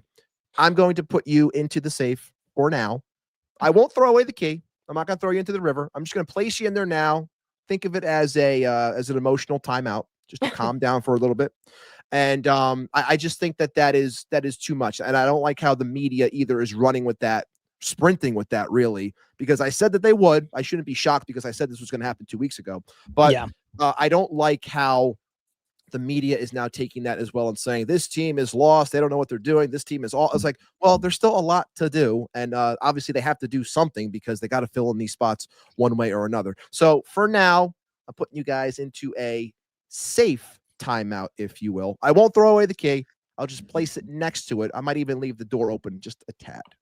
I'm going to ask both of you a favor. If I put myself in the safe, will you make sure that it's locked, push it into the deepest river you can find so that I may finally be at peace? I might put Lazy Mary up into that one. I don't know. I cannot do this much longer. Gab, oftentimes, I don't want to put you on the spot, but oftentimes when you're in the chat, you've got somebody you want to put in the safe. Is there anybody you would like to put in the safe in this particular segment? I'm going to have to look through these comments. I'm like, let me just see who's being a little bit of a bitch in here. I don't know. Yeah, which one of you bitches is going in the safe? Right? I mean, the only thing that seems to be evident is Sal. Because I agreed with everything he said before. Yeah. Which is so weird for me. I hate being wrong. What about Chrissy's suggestion? Put me and you in there, Gab, please. Yes. Only if we can snuggle a little bit. Can we have a blanket in the safe? Okay, fine. I like this one from Gabe. John's gonna opt out of this podcast and sign with the Dodgers podcast. That's a good one. Listen, man, it would be easy. There's just that might be comment of the day. That's a good one. That's a good one. There's no goddamn controversy. That's not true. I have a bunch of friends who are Dodger fans, and there's always something. They're like, nobody has it worse than us. I'm like, shut the fuck up. Are you kidding me? That's obvious rage bait. That's absolutely nonsense. Another one from Gabe from before. Stearns has a new podcast called Till All Your Favorite Players Depart. That's a good one, too. That's a good one. Gabe on an absolute roll here today with comments. Anyway, that is the comments today. Throw away the key. Look, Ibby, you said you wanted to kind of take us on this journey as we look at what the Mets are going to do next. First, hold on, let me just check. Yeah, but I think it's worthwhile to understand, again, how the Dodgers got here. Their ownership change happened almost 10 years before the Mets did, when they went from McCourt to the current group, as opposed to when the Mets went from the Wilpons to Cohen. They built methodically. They built slowly. If anything, what the Mets are doing is they're trying to do it, but they're also doing it differently. Cohen came in here, was like, Lindor, boom, done. The Dodgers didn't make a move like that. Not early, not right away. So anyway, take it away, Ibby. So this, again, I don't know how it's looking on your guys' side. I'm still learning how to do this more and more, how to make the screen larger. It looks fine. It's tiny, but whatever. But the whole point here is, and if you can see it, even more fantastic. But I'm just showing you over here, Andrew Friedman, who is considered the best president of baseball ops in the sport, building this juggernaut over the last, 10 plus years, 15 plus years. Sorry to interrupt, Ibby. Where was he the president of baseball ops / GM before the Dodgers? Small market Tampa Bay Rays. Oh, crazy. Yeah, Sick. Totally crazy. So coming into this in 20 2014. Obviously, this was around the same time when the Dodgers were trying to save face and bring in players as they were trying to build up their infrastructure. We've talked about this multiple times over the years of the show. Bring in the likes of Adrian Gonzalez and Carl Crawford, that big trade with the Red Sox. Put some players that people know on the field, and then as they started to attack free agency over the years, and I know for a fact that a plethora of Dodger fans were pissed off because of the moves that they were making, similar to how Mets fans are angry right now about the names that are being bantered about when it comes to how this team is going to build. Now, mind you, before this team did anything when it comes to big name hunting, like Mookie Betts, like Shohei Ohtani and Freddie Freeman, as the finishing pieces, they had to build up their infrastructure, but they also brought in a bunch of no-name players along the way. Along that road, they developed their farm system. It helps when you have someone like a Clayton Kershaw as well, but they developed their farm system, and they were bringing in players, as you can see here. They spent $58 million in 2014, his first year in free agency. He brings in Mike Adams, Brett Anderson, and he signed Brandon McCarthy for $48 million. That's interesting, to say the least. You go to 2015. Now you've spent $124 million, and you bring Brett Anderson, Joe Blanton, Scott Kazmir for 3 years at $48 million, Howie Kendrick, Yasiel Sierra, and old and decrepit Chase Utley. In 2016, we continue along. We spent $199 million on Franklin Gutierrez, Rich Hill for $48 million, Kenley Jansen for $80 million, Sergio Romo, Justin Turner got his $64 million deal as they acted as the resurgent place where he became the star that he was for his time as a major leaguer, and bringing back the old and decrepit Chase Utley. 2017, we continue along this road. Tom Kohler and, again, the decrepit Chase Utley, spending $4 million in free agency. 2018, continuing along, David Freese, Joe Kelly, the disaster of a contract that was the 5 years and $60 million to AJ Pollock, Kevin Quackenbush to a minor league deal, and Jesus Hyun-Jin fucking Ryu, Christ, these names. and Hyun-Jin Ryu for 1 year at $17.9 million. We then enter 2019 prior to the 2020 COVID season. Jimmy Nelson, Blake Trinan, and Alex Wood for $14 million, which then leads to them making that trade for Mookie Betts in the 2020 season to bring in the star that they desperately needed. Can I interrupt? One thing I will say, just one final point, and then we can just get back into everything. I'll remove this so we get back to normal screen.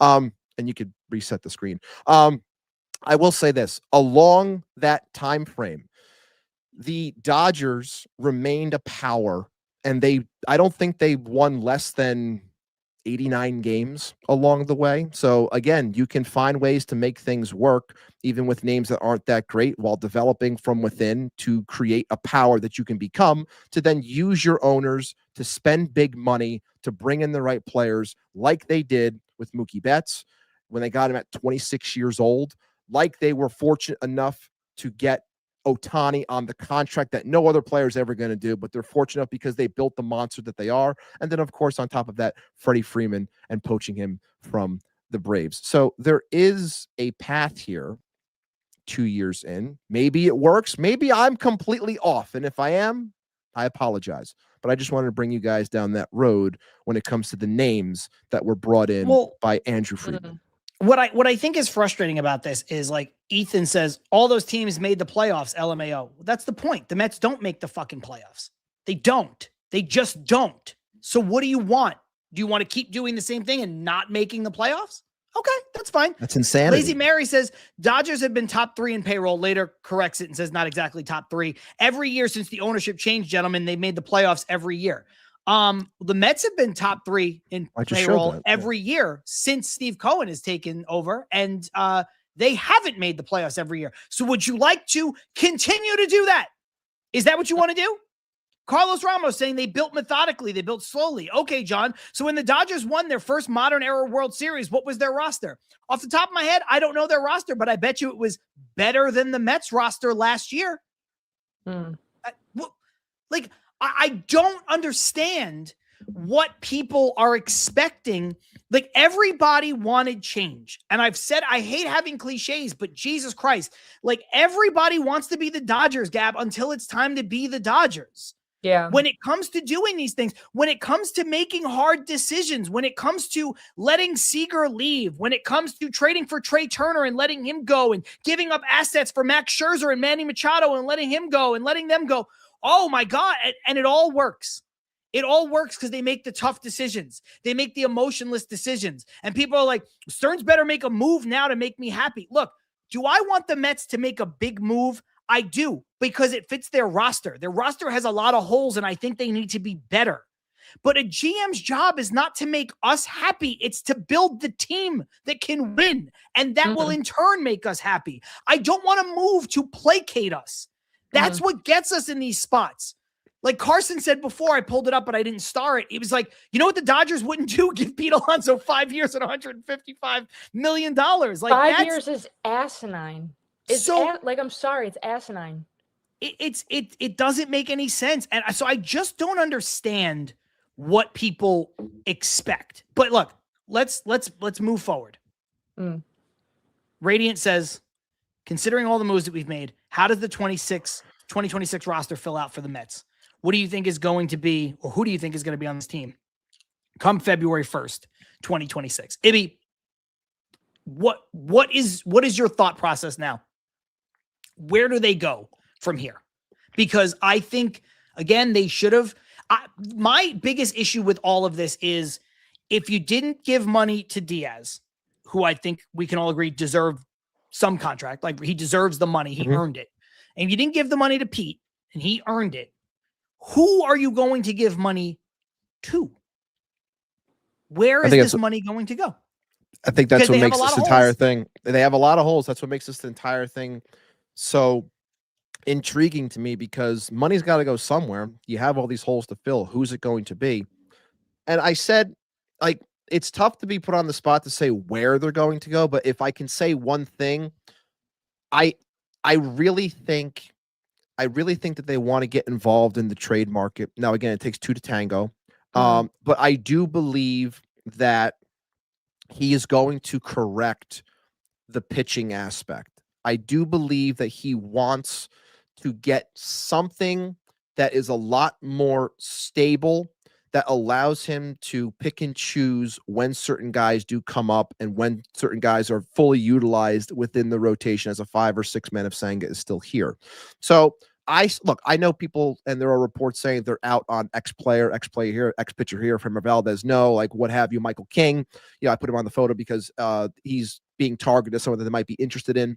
So I still think that I still believe that it is attacking the starting pitching to allow this team to remain, what's the word I'm looking for? To remain in the hunt, which is where I know people in the comments are saying that they didn't lose because of Alonso and Diaz. They lost because the pitching sucked, which is why I think they are trying to correct that. And you have to spend money to correct that pitching. So I still believe that they are involved with the Framber Valdez. And I think he does make sense. I still think that a Michael King makes a lot of sense as a secondary piece, not alone. And I still believe that they're involved in the trade market too. I know that the Mackenzie Gore rumor came out. I don't know how much I believe that one, but I still think that they are in play, whether it's for Peralta, whether it is for somebody off of the Marlins. Like, these ideas that are out there make a lot of sense. And I do believe that something is going to get done because, again, it has to. Otherwise, the backlash that he is going to face off of the words that he said about being a good team moving forward and that they're going to compete and be, perennial winners, what have you, moving forward. Like, you have to do this. And I still believe that they are going to fix the pitching. I feel like that's the big thing right now. I think it's the pitching. Everyone's going to say, well, you just lost this big bat and you're not going to be able to protect Soto and he's going to walk 150 times a year and blah, blah, blah. I think that they are going to come out of this with some damn good pitching. I don't know who the name is, but I do think that they are still involved with a lot of these names. Truman Quinn saying we're getting King and Cronenworth. If you think anything about what we've seen so far would lead you to believe that David Stearns is going to take on Cronenworth's contract, no, never. It's not even worth bringing up. Anyway, Gab, where do you think they're going from here? I have to agree with Ibby. I mean, am I confident in whoever we currently have on the roster to be, plucking somebody and putting them at first base? Absolutely not. Even on the other side of the infield, absolutely not, unless it's Brett Beatty, of course. But like again, so I don't want to throw specific names out there. I mean, there are a lot of intriguing figures to me, but at the same time, like everybody was, gunning for Mania last year, and look how that. And again, I mean, a drop in an arm slot and emulating a pitcher who's constantly injured is, again, a whole different tangent that we could go down. But Amy and I cautioned it when it happened. We were like, look, Yeah. you want to bring back a guy that was good for you, that wants to be here. That's great. But I don't know if that's a good deal. Yeah. Exactly. And it being the year after he made those adjustments. Hey. Yeah. But the exact same thing happened. The story played out the way that we all thought it would with Sean Mania. I think we were all hopeful. But right, a known baseball fan, anybody who's a little bit more involved in the way that those things go, you saw it coming. So I don't want to go and say, so and so, even Valdez. I mean, as much as I think he might be the most perfect fit for what's available, I mean, I don't think the Mets are going to get Skubal or anybody even of that caliber. I wouldn't even say, for the purpose of entertaining other positions, Bregman or Bellinger, I don't see them being in on them either. It'd be really cool, and I'd be happy with that, but I don't see it happening. I think Belly is definitely holding out to be a Yankee. I think that's kind of his MO anyways. He has the attitude, and I think it's a good fit for him. I don't see him being a Met, but I think pitching was the number one beyond an attitude adjustment for sure. And whoever is, gonna fall on the sword for that, I guess we'll find out when Mike Puma's back in the clubhouse next year when he submits his hit piece at the end of the season. But I can't really say for certain. I think the pitching was a blaringly obvious issue, and I think that if they're going to be going the route of rehabbing and really revamping old and tired careers, then it just didn't work. So maybe go for somebody who's a little bit more dominant, who doesn't really need the adjustments at the moment, and make that your big ticket item, and then continue to develop. I mean, especially with what the Mets at all levels in their farm system have been doing, as much as people are like, oh, we're not going to do the prospect thing. Well, you should, because there's been a lot of development in the farm, and the farm has been very successful. So why not hold out for the farm and see, and just kind of, I don't want to go and say skate by, because again, I'm a Mets fan.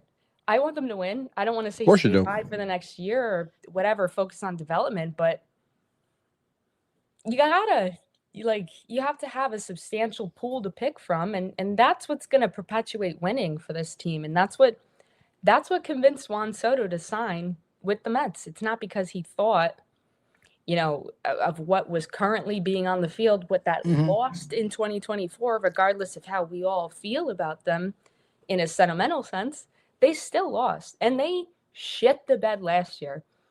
What convinced Juan Soto, who is one of, and again, people can debate this all day long, one of the more intelligent baseball players. I think he has just an unbelievable eye for the game anyways. That's what happens when you're not focused on fashion. He's convinced that, right, the Mets are the most perpetually winning team. So I think that that's really what their focus needs to be. It's right. Let the kids play, develop your farm, and then you have a substantial group that will win long term. I also think as part of that, people have this, well, first of all, people have an immediacy bias, but to take it one step further, Gab, from what you just said, let's not forget the Mets tried like crazy to give Yoshinobu Yamamoto the largest deal ever given to a starting pitcher in the history of Major League Baseball, sight unseen. Mm-hmm. David Stearns tried to do that because he was 26 years old, 25 years old. And it was like, wow, this would be a guy that you'd want to have long-term, that you could give big money to long-term.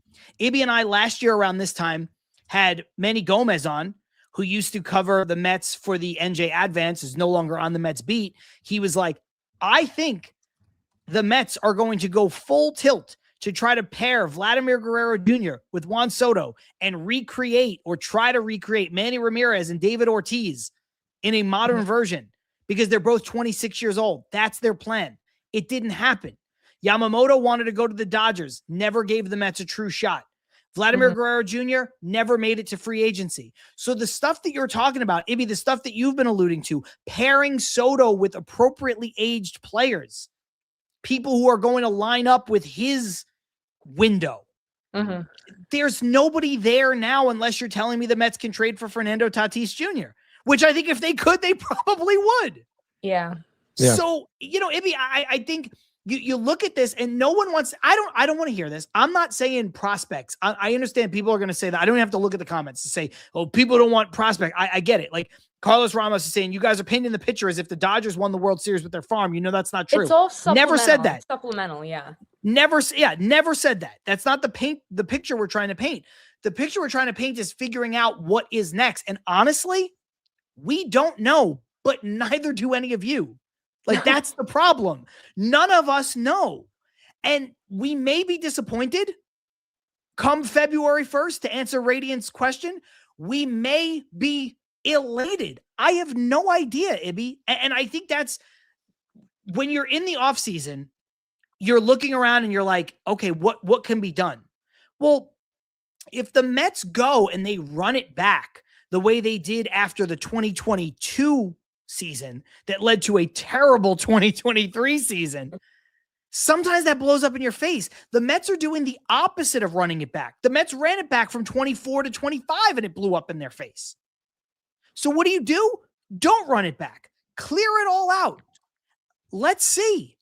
I know that's something people don't want to hear. But again, what's the other alternative? If you're saying, I'm out, I'm done with the Mets, then be done with the Mets. And I'm not going to shame you for saying you're done and then being back. I don't care, because I don't care what kind of fan you are. You want to be fair weather? That's fine. Go ahead. Leave and come back. I don't care. There's no trophy for being the best fan. There's no trophy for being like, I hate watch the Mets all season. Don't. Go outside. Outside's great. Yeah. Do stuff outside. Not on the East Coast right now. Speaking of that 2022 season, remember when the Mets lost that game to the Padres and I was on vacation in New Zealand and we were supposed to do a show? Do you remember? What did you say to me? I said, there is no reason while you are on vacation in New Zealand that we need to do a show about what just happened with this team. Enjoy your vacation. We'll bag the show for the week. We'll come back in a couple of weeks and we'll talk about the nonsense that went on. Do you think does that make me less of a fan because I took you up on that, or you less of a fan because you told me to go enjoy myself? Like, you know what I mean? Like, no. I don't understand. So I don't understand like people's own expectations for themselves. Like it's, I do agree with this, Ibby. You could disagree from Truman Quinn. You could disagree with Stearns and be saying it's not mutually exclusive. That's fine. Yeah. You could disagree with what's happening. I don't care if you disagree with Stearns. I just don't think you should sit here and judge every move when there hasn't even been the next move yet. We don't know. Yeah. We don't know what's happening. No, we have no idea what's happening. And look, that's I think part of that is also because, again, I said this, I think when Will Salmon was out, like, we're so used to knowing what the plan is or how certain players are earmarked, and we have no idea what player is earmarked, who was I can say all I want on this show. It's just my opinion, how I think they don't like any of these players. And I'm questioning who they are going to spend on because I don't know if they fit what the Mets want to do. But in general, I think that, again, when you're refreshing comes happening and then you're losing people, you can't handle this waiting aspect, which is why it's creating this uproar that's going to continuously happen until something does drop. And with knowing our luck as we're talking about it now, what's going to drop is another NASCAR driver is going to be signed to be a minor league pitcher for us, and people are going to freak out about it. But I just got the notification about Joey Gallo as a pitcher too. I was like, bring him in. Why not? Why not? Come on I'm in. more interested in this. In my headline, it says doubles down on Dodgers stance. Don't need me after Edwin Diaz signing. You know what? Be a Met. Come be a Met. I mean, that's a name that honestly, that's a name. Wait, who said that? Forgotten about. Yeah, like I completely forgot about him, mainly because Hell yeah. he has to be, what was it when he was posted? He has to be signed to a team by the end of the month, right? I think it's what it was. I think it's like first week of January, right after the new year. So it's quick. So it's going to be coming up soon. Like I completely forgot about him, honestly. And again, makes sense year wise. Curious on the contract that he's going to end up landing. But that's definitely a name that's still out there that can help this team. I guarantee you a majority of the fan base is just going to say, like, you know, they're going to compare him to Senga and say, oh, he probably stinks. He's not Yamamoto and this and that. But again, like this same front office earmarked Yamamoto, and, you know, we see what he's becoming, one of the top pitchers in the sport. So I think they have an eye for talent, and they're trying to just go after the proper players. Not just run it back, not just do the same thing of insanity where it's like, we're going to do this, do this, do this, do this. And it's like, I know people keep on repeating the numbers of players to bring it back to Pete or what have you. It's like, yeah. And when a player hits free agency, they're hoping to get paid off of what they've done, the respect of what they've done. But in all actuality, 9 times out of 10, they're getting paid for what they're going to provide moving forward, not for what you've done, because you didn't help me win ball games when you did those stats. Like, so you're hoping, Orioles are hoping that for the next 5 years, he's going to smash, you know, 200 plus home runs and help them win the AL East to potentially win a championship. Godspeed. Like, I don't think that the Mets felt that they were going to get the proper return and they were going to win that much with him. That's the way I look at it. I think Gab laughed for the same reason that I laughed. Gabe saying, Joey Gallo with a G? Joey Gallo's dead. No, I said Joey Gallo, Callo. Of course, from one of the greatest comedies of all time, My Cousin Vinny. Was just such a, I feel, still underrated movie. I don't know if you guys would agree. I think it's underrated because I don't think it gets talked about enough outside of certain circles. I don't know. I'm not even kidding. Like, when I got off the plane in Orlando, Orlando was the worst airport. Worst airport in the country. Yes. Full stop. I tweeted it this morning too. I was like, that's where your faith in humanity dies. Like, it's just truly the armpit of America. But I got off the plane and I was like, I bet the Chinese food here is terrible. You know why Orlando is the worst airport in the country? I'm curious. It's Disney. Other than it's Disney World, because it's the only, that's the attraction there. And people, obviously there are big times of the year where people will go, right? Like the massive times, but people go all the time. People take their kids out of school just to go because it's cheaper to go in the off season or whatever the case may be. And so I have never been through that airport, and I've been through it a bunch, where it's easy to get anywhere, do anything, pick up your rental car. There are worse airports in certain aspects, but pound for pound, that is the worst airport experience you could have, period. It's akin to like flying into Denver or Salt Lake City in like peak snow season, peak ski season, but at least that's a finite amount of time. And it's the only reason why people go. And you're dealing with people who don't travel a lot. They don't travel for work. They don't travel. They go just to Disney. And then there's millions of little kids. It's such an awful, awful, awful experience. It just, like, it scarred me. It'd be four away from what? Keep stubbing and liking the video. Four away from 1450. We're having a great day when it comes to subs. I think we opened up at 1432, so we're trying to close in on 1450, which is a nice round number. I'm hoping to get there before we end this stream tonight. So 4 away. Sub, like the channel. Thank you. Damn, what's up, new people? B. Dot saying, you guys just give Stearns the benefit of the doubt. Some of us other fans believe trust is earned, not given. To which Mike Laverty said, you can't say trust is earned after saying you liked Billy Atlas 20 minutes ago. Trust is vibes, man. Is the trust in the room with us right now? I don't know. Listen, I talk out of both sides of my mouth too. I get it. Yeah.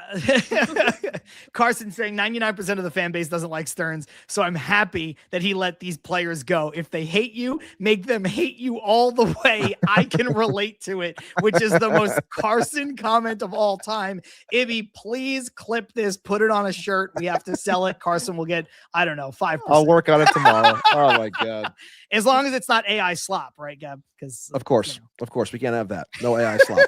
Not allowed. AI slop. No, That's not my allowed. favorite phrase now. Even things that are obviously not AI.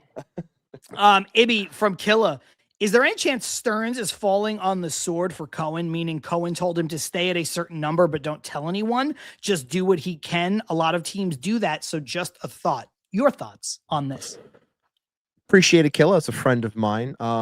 So I understand where he's coming from, because he mentioned this earlier to me about how he feels that Cashman falls on the sword a lot for Hal, because we all know that Hal doesn't want to spend that much, but Cashman's the one who takes the brunt of it for the most part, even though fans are getting more, quick to just blaming Hal because you're worth 1.3 billion, but your team is worth 8 billion. Like, you can spend more. I don't know. I don't think it's as much as he's telling him he can't do things. I think that I always come back to what Cohen said when it comes to hiring people. He's like, I'm not a baseball person. I hire people to do a job, just like he hires people to do jobs in his everyday, job when it comes to a hedge fund and managing money and all this things. Like, he does stuff. He's done things in his career. It's why he's made the money he's made. But I think his job is to appoint people to do something that he is not a main player and an A plus player. And he picks someone. He says, this guy has built things. People want to complain and say that the Brewers haven't won anything, but he's built sustainability and he's built a model franchise in today's game. Now he's trying to build a model franchise here. And I think that Cohen is just stepping back and saying, I pay you, whatever it is, what is it, 10 million a year or whatever. I think it is 5 million, 10 million a year. Overpaid, smiling college idiot. Right. So you're paying all that money. Harvard. It's like, Harvard geek. Yeah. Telling him, look, this is your job. Go out and do it. And I think that he's just stepping back and allowing him to do it. And I think if he came to him and said, hey, I want to spend this much, I don't think he's going to be met with hesitation, because he hasn't to this point. You just spent $765 million, which is going to end up equating to $805 million for Juan Soto. So I think it's just about spending on the right players, and I feel like he doesn't think that the right players are there just yet. Gab, what do you think about this? I'll just say very briefly, I agree with Ibby. I think it's a good food for thought question, because a lot of, to quote Killa, a lot of teams do that. I don't think this is the case right now. I think Stearns is doing what Stearns wants to do, and Cohen is like, go for it, man. Whatever you want to do. I think that they work in tandem with each other, if I'm being honest, and I'm not privy to any information. Sure, but do you think he's giving him an edict of like, don't spend but keep it on the low, which is No, I wouldn't say so. And I had written an article for Mets on SI, and my primary job is I work for JP Morgan. Like, Cohen is like Ibby was saying, he made his money in hedge fund. Like, when you think about what is hedging is insurance. So, right, when you're thinking about investments and whatnot, when you're hedging, it's because you're preparing for like the inverse effect. And that's how I think like Cohen operates. I think that he puts things in place maybe as a fail-safe, maybe not as well on the baseball sides just yet.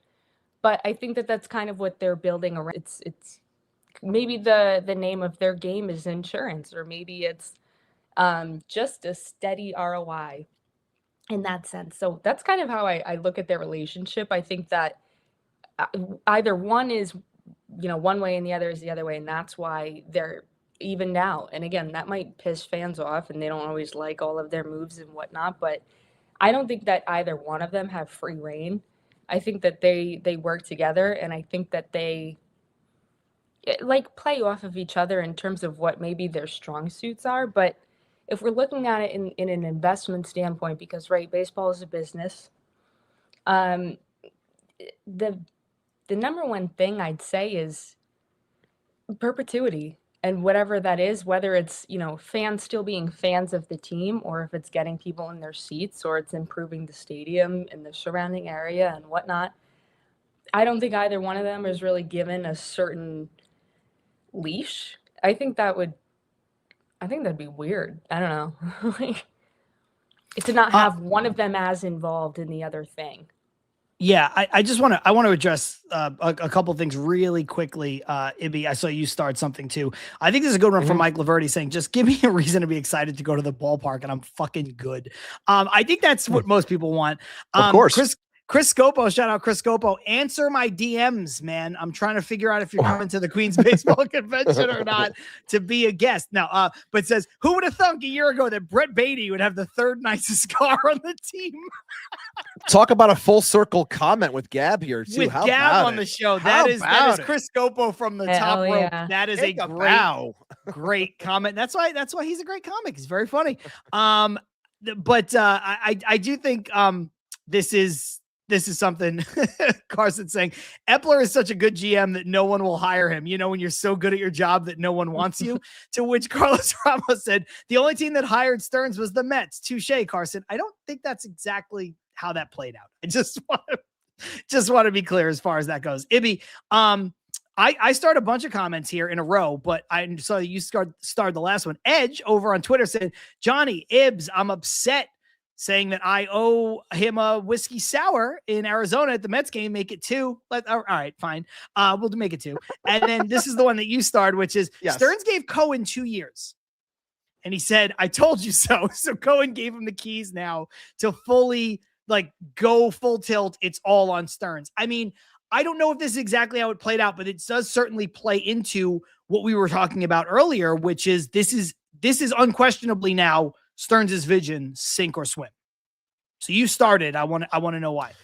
I feel that I like the comment so much because I think Edge has a level head with this stuff. Granted, he doesn't come across as nice to a lot of people, but I understand where he's coming from, so I can appreciate his stance on things. And obviously, he used my AI slop as his new photo, so thank you for that. But no, seriously, I think that. Hang on, you used AI to make that? I did. Ibby, there's a finite amount of fresh water in the world. Sometimes I do basic graphic design, Ibby. Sometimes I don't have a lot of time and I just do it. Yeah. Do you know that I was a graphic designer for 10 years and I'm so sorry. I'm so sorry. Anyway, the point that I'm getting at is I think that the money aspect is what's at play and why I like the comment, because money can only go so far. And I think that that's why I like the comment, because you can spend all this cash, which is what a lot of fans want them to do, spend all this money, do this, do that. And it's like, yes, you can do it, but it doesn't mean that you're going to win. And if you're not spending it on the right players, it's just going to set you back further and restart this process that everyone is pissed off about, where it's like, well, yeah, but this is year 6 of Cohen, but now you're saying it's only year 2 or year 3 of Stearns, but it's really only year 1 of Stearns because of all this. But it's like, if you don't do things properly with the abundance of cash that you have, you're still going to lose. And we've seen so many teams adopt that same process and they still keep losing. The Angels are the number one team when it comes to that. You got this cash, but you don't spend on the right players, you don't set forth the right people, and you just keep on losing. So I think it's like, here, you want to take credit, or people want to give you credit for Pete Alonso coming back. Well, we brought him back and he did what he did and we didn't win shit. Like, I'm sorry, like this sets me back with what I was trying to do, which I think you would have done last year if they didn't have the success of 24. This teardown would have happened in the 25 season while they were still attacking a Juan Soto, because he makes sense in terms of a timeline. Like, that's why I like the comment. I think it's what it's. I think they go hand in hand. Chris Gobo saying, sorry, I answered. It's all good. I just I didn't want to call you out, but I knew you'd be fine with it. I also just didn't have another way to reach you to know whether or not you were coming to the Queens Baseball Convention. So I will check it in a moment. But I think what it comes down to, Ibby, or what it's similar to is, you have James Dolan, who everybody hates, and I get why, right? But for the longest time, James Dolan fancied himself a basketball guy, and he would always meddle in the Knicks affairs. And he owned the Rangers also, but admittedly didn't know fuck all about hockey. So he kept giving the hockey team operations over to people who did. Now, I understand that over that time, neither team won a championship, but the Rangers were much more consistently successful at what they were trying to do. And I'm not a fan of either team, so I don't want to speak out of school, but Gab, you're nodding your head along to this. It's just the simple concept of you don't really want an owner dictating everything you do. That's how you wind up with Jeff Wilpon. That's how you wind up with Jerry Jones thinking he can run the Dallas Cowboys. He can't. He can't.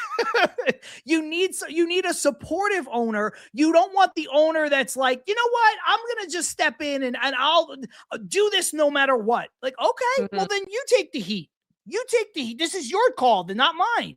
So I think I do think that's a fair comment for what Ibby said. Plus, the fact that you do want there to be, I guess you were saying this too, like a bit of some checks and balances there, but you want the baseball person in this case to go ahead and make sure the owner doesn't do some crazy shit.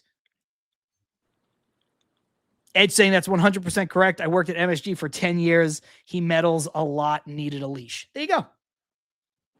There you go. There you go. I do love this because this is a joke from Carlos Ramos. Are you saying David Stearns is the new James Dolan? No! God damn it. But I do understand that is totally a joke. This is a good one from Tyler. People want Cohen to be Jerry Jones. It's crazy. It's crazy. Here's a sidebar though. From Joe Prano, another great comic, guest of the show multiple times over, saying Stearns' approach would be way more palatable in the NBA, the NHL, because they have a salary cap. So, Gab, do you think what Stearns is doing, I do think there is a fair criticism here of, and B. Dot has said this throughout the show, of not being able to go out of his comfort zone. I think that there is something to be said if you want to criticize Stearns and find a reason to criticize him as a general flaw in his ability to run a team. I do think the seemingly lack of willingness to go outside of his comfort zone for free agents might be the thing you can point to. Because again, I know 5 years for Alonso is a lot. I know you said you don't like that deal, but if I'm a firm believer, if you're comfortable with, let's say 3 years, you should, like, the fourth year shouldn't make you upset. You should do the fourth year. I think you can always go 1 year beyond what you're truly comfortable to do. Now, I don't know that I agree with everything Joe is saying here about Stearns penny pinching or anything like that, but I do think that he has to get a little bit more comfortable where he's uncomfortable. I mean, is signing Juan Soto for 15 years not completely on the other end of this spectrum? That's always my own counterpoint to that argument. Yeah. But people don't give, like we were just talking, people don't give Stearns credit. No credit in which I think is crazy. Signing. That's unfair. I think it's unfair. But so that's true. But I do think with whether it was with Soto, who the Mets did get, or with Yamamoto, who the Mets didn't get, you're talking about players who are in their 20s. And I think if there's a player who's in their 20s, Stearns is like, word, all right, I'll give you 10 years. If you're a pitcher, I'll give you 8 years. Like, I think he's fine with it. I'll give Juan Soto 15 years. He's Juan Soto. I think Stearns might need to be a little bit more like, all right, I could give you, like, I was going to give you 2, I could give you 3. I was going to give you 3, I could give you 4. That 1 year for a player who, I think is going to be good for most of that contract, I think is fine. I don't know. You could disagree. It's fine. But I do think there's something there. I think there's a little bit of criticism you could lay at Stearns for that. I mean, I think it's subjective. I mean, I don't know that they should adhere to a strict 3-year policy if it's going to be a deal breaker. But at the same time, I don't know. And I've chewed on this thought for a little bit too. Like whatever is happening in this market with MLB, right? Because we're kind of thinking of NHL, NBA, whatever. Like, when does it become time for the players to kind of, and I am 100% player positive in that sense. Like, I am not a front office freak, but when does it also fall on the players to really assess their value in that sense? Like, and again, it's such a touchy subject, and I don't want to go and say, like Pete Alonso's not worth how much his contract is, because I don't believe that. But just like with anything, the pendulum has to swing the other way. So if we're talking about, all right, David Stearns, has been so vocal. It's not a surprise. He's been so vocal about, right, his, I don't know if you want to call it reluctance, but his philosophy and that kind of thing. And most people, I think, would agree, especially when it comes to pitching in that kind of sense. But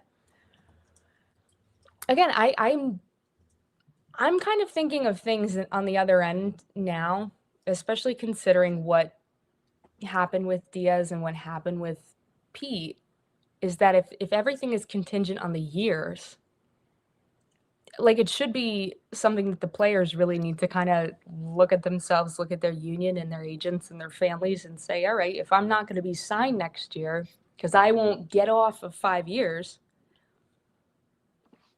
that's what the market will do. Then you're going to be left out. You're not going to be signed. It's just, I don't want to go and say, again, right, I'm player positive. I'm all about people testing the market and going for what these are, unfathomable athletes, and they're as are we on this show. Right, We've always been pro player. Yeah. Always pro. I can't help but see it on the other end. It's like, Yeah. It's hard to articulate, and it's hard to make it sound right, I guess, align with my own beliefs. But just like with the Pete thing, and I think that's kind of where I keep going back to, is if it's like, the Mets are willing to give him 4, and if he's not willing to negotiate, all right, then you have to, there's a consequence to that. And whether that's deserving or not, like, that's not up for me to decide. Mm-hmm. But I can't help but feel like the player really needs to then, it's the same thing as anything. And again, I'm trying to, like, relate it to my regular job of things, and the market is going to determine it. And that's just kind of what you have to go for. I think that's fair for Stearns to say, my idea of the market is that 3 years is kind of it, or 3 to 5 years is it. Or, Juan Soto is a once in a lifetime player.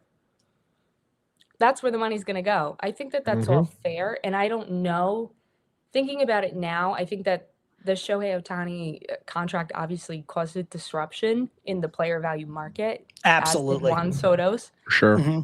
And I do think that, of course, these players who are generating all of this revenue and all of that comes with it, endorsements, etc., parking prices and shit, like, yeah, you should have a cut in that. But that doesn't necessarily mean that you're going to be locked up for 5+ years.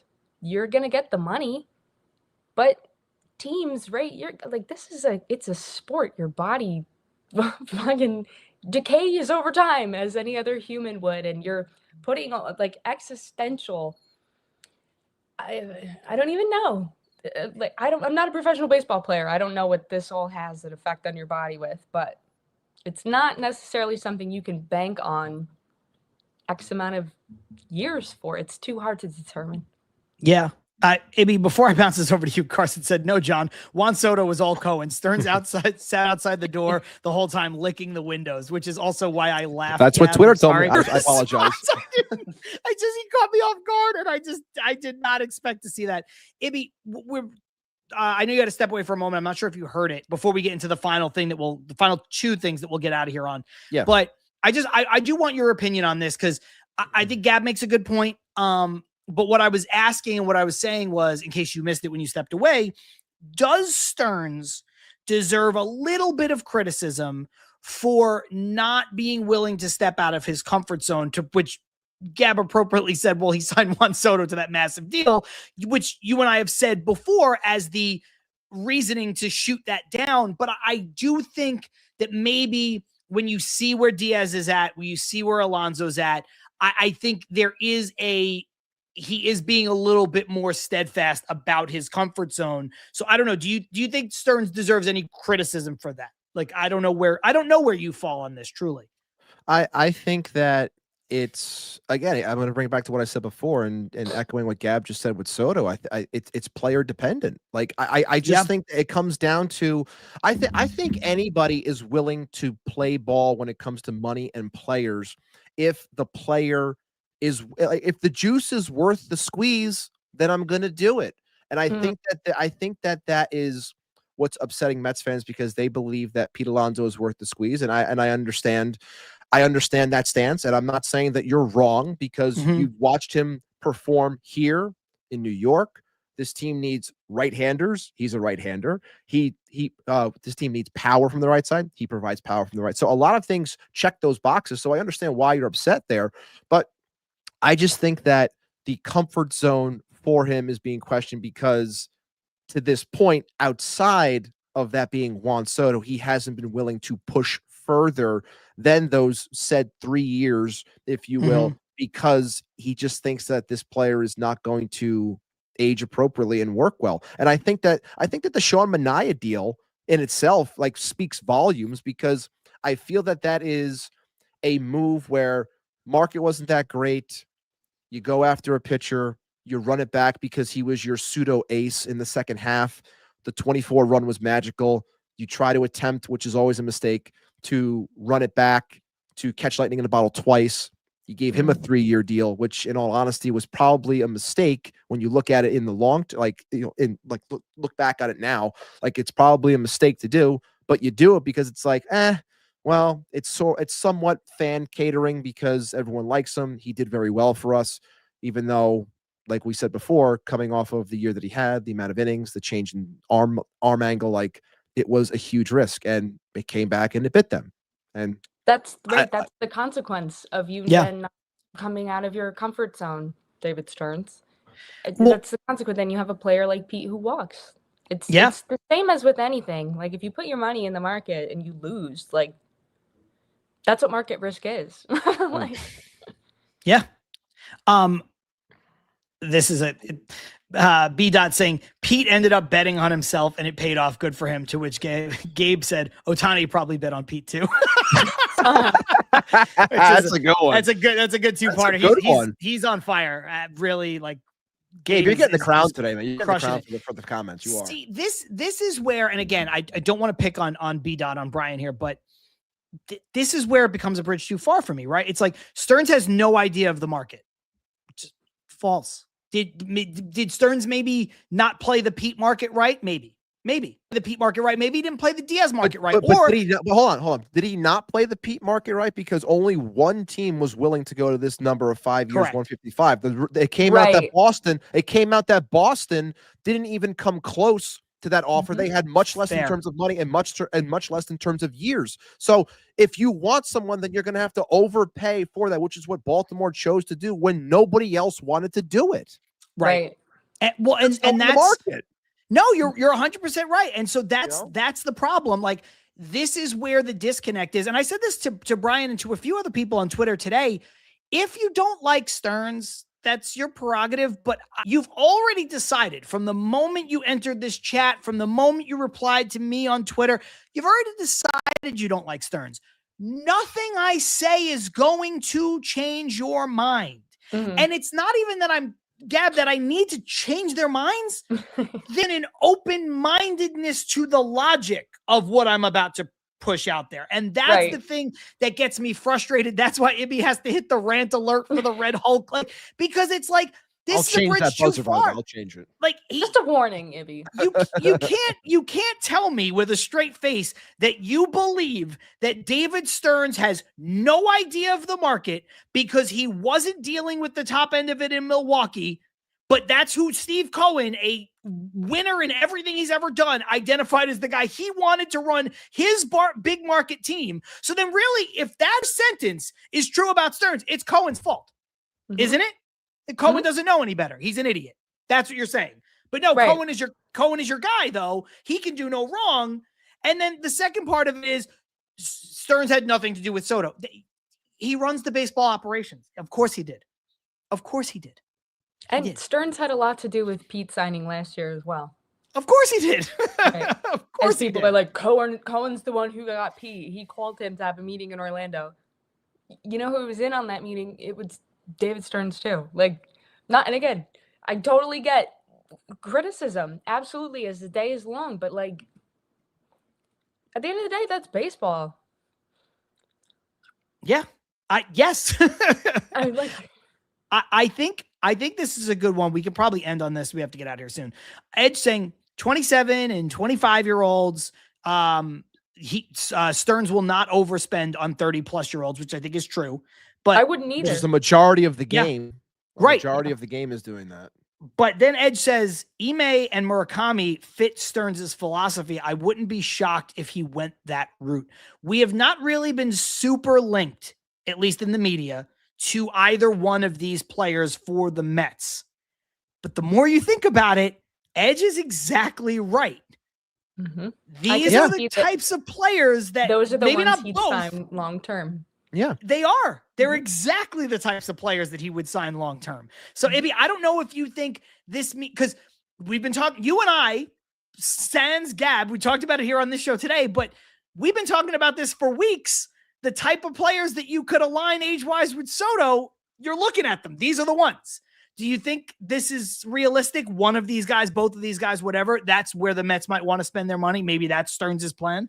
I think that aligns with a lot more of what we've seen to this point when it comes to longer term contracts. I don't want to just automatically use the Yamamoto as the Yamamoto signing and attack of trying to get him here as the only reason. But again, that is a unique situation. We talked about it then when it happened. It's like you don't get 25-year-old aces ever becoming available. Pitchers now become available at 30 years old, which makes everything so questionable, which is why I still question, what Tarek Skubal's going to get in terms of overall contract, because it's like you're an older pitcher.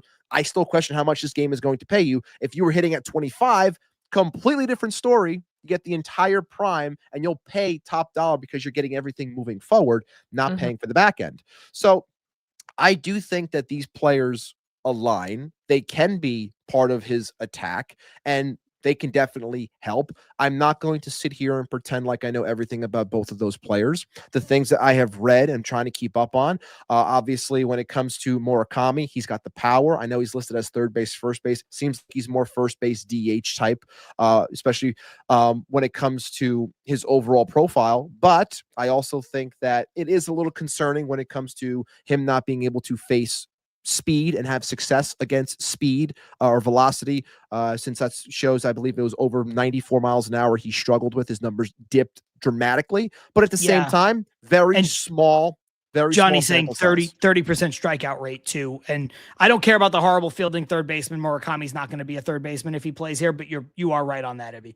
Yeah. I just think that they align. I'm not saying that they're going to sign both. I think that one could potentially be here. Yes. I think that I feel like if we're talking about specific players, I would say, and I know I mentioned Framber before too, and I still like Framber as a ball player. I think he everything he provides fits for this team. Again, it comes down to term. But if you're asking me, would this team choose Tatsui, Imai, or Framber Valdez? I think that Stearns would lean more towards Imai. If you ask me, would this team lean more towards Cody Bellinger or Murakami? I feel like it's Murakami. That's age shouldn't be everything, but I do feel that it kind of is becoming everything when it comes to longer term contracts and where your team is, obviously. Yeah, Gab, how do you feel about either one of these players being in the Mets plans, despite not hearing a lot about it to this point that they would be? I mean, I really side with Ibby a lot on his philosophy of things. I honestly didn't know how much we aligned until today. But I completely agree. I don't know much about either of them. In terms of a long-term deal, I'm kind of leaning more toward Amai. I like his attitude. I don't know. If I had to pick one with my eyes closed, I would say Amai. I think that shit is funny as hell. And we need some gritty, like, dog mentality shit. I agree. I do agree with that for I sure. agree. And that's another reason why I like Even Framber just too, with the because he has that in comments. him too. Like that's why Yeah. again he's older and he's 32. Like I get it, but like that type of attitude is needed. And I know people are questioning about the clubhouse and things like that, and mindset and things like that. And Yo, just I know Framber would knock Jeff McNeil out. I Jeff think McNeil should not be here. awesome. He would knock Jeff McNeil out. I could picture like you get like an alert boots the from ball like at second base.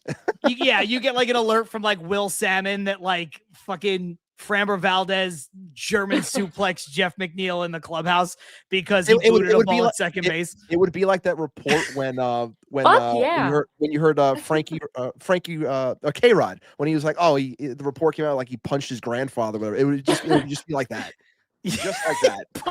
I forgot about that. That was great. Hell yeah. Yeah, it's like fucking Framber and Lindor giving Jeff McNeil the 3D through a table. You know what I'm saying? Like just that'd be a good one. Just absolutely. This is a good one from Corey. If they signed one or both, they would also open the Mets up to that Japanese market and the money. Yes, nothing would touch the Ohtani. Right, that's one of a kind. Yeah, it's a different mark, but it would open the Mets up more than I think they have ever been at that point. I know they have Senga on the roster, but also Senga has barely pitched. And, you know, like nobody's staying up or getting up early or whatever in Japan to watch Kodai Senga, you know, not pitch for the Mets. It's just not happening. I do like this one from Carlos Ramos, who said, I don't like how Stearns operates. I couldn't care less that he's a nerd and he thinks he's smarter than anyone. It's all about the results for me, John. That's fair. If you're gonna just say I don't like the way he operates, and I do like that he didn't, you know, like, oh, fucking boy genius, smart guy, this and that. I think that's all just awful. I can't palate that anymore. Did we not get to anything? There's so much we can do. I mean, we can talk for the rest of the day about this. Did we not get to anything, Ibby, that you wanted to get to here today? I guess we can hit it really quickly. The idea of, I know I mentioned him in passing, but I put him on the thumbnail and he's on the, I think I put him on the bottom ticker. Michael King. Are we interested in Michael King? Thoughts on Michael King in that sense? I'll just put mine out there real quick. I did clip a piece of the show from, might have been last offseason when those rumors came out about Michael King possibly being available, as well as Dylan Cease. And a lot of people were talking about Dylan Cease and making a trade for him and wanting that. And you asked me, John, if I thought that Michael King was an ace. And I had told you that I don't think he's an ace. I think he has ace level stuff. I think he's more of a 2, possibly a 3. And I know he's coming off of the injury. The things that I said in that clip did come to pass, where it's like he threw a lot of innings. He might have a little bit of a come down, which he did. And the injuries kind of piled up, which is what happens when you get pushed a little bit too far. It's the name of the game. Pitching is volatile. So these things can happen. But I love his stuff. I'm not saying that him alone is the move for this team, because, again, you need something that can be consistent. Mets fans want innings. This team needs innings. So I think him being a part of something, I can kind of get behind, because it makes sense. And I think that the term would also align with what Stearns is willing to do for pitchers. Because I think it's 3 to 4, right? Right. I think it'd be 3 to 4 years in that sense. And I just feel that the upside that could be brought with a player with his stuff, I think that matches what Stearns would want, as opposed to just focusing on the age so much. So I am a fan of Michael King. I would like him to be here. We'll see if it happens. I do agree with you. I think he has ace upside. I think he has ace stuff. The injury concerns bother me a little bit. In the starting rotation, they need to raise the ceiling, but they also need to raise the floor, which is why I've been very adamant that I would trade Kodai Senga. I don't think the Mets, Gab, need to continue to roll the dice on Kodai Senga's upside. I think his upside and his ace potential and his 196 ERA, if healthy, is sexy to a team that doesn't want to spend a lot of money. It's sexy to a team that is not trying to compete aggressively. So I think he becomes dealable to a lot of places, especially if the Mets eat his salary down from $14 million to like $10 million or even slightly under 10, 8, 7. They can cut it in half if they want to open the possibility up to trade him to more places. So King doesn't solve that. But I do think King is a good addition to this rotation. Otherwise, you probably could do probably could work in an opt-out after a year or two too with King. I would agree. Yeah. I think with everything that both of you guys said, yeah. Sweet. I like it. That's no, it's refreshing. No opposition here. Team It's player. I think when you get maybe, and I know we've talked about this and we'll get out of here in a sec, but you know, it's everybody. I think this is kind of part and parcel of the thing, right? People are already in the chat poo-pooing King. Oh, we don't want King. We don't want this. We don't want that. He's hurt. He did. Okay.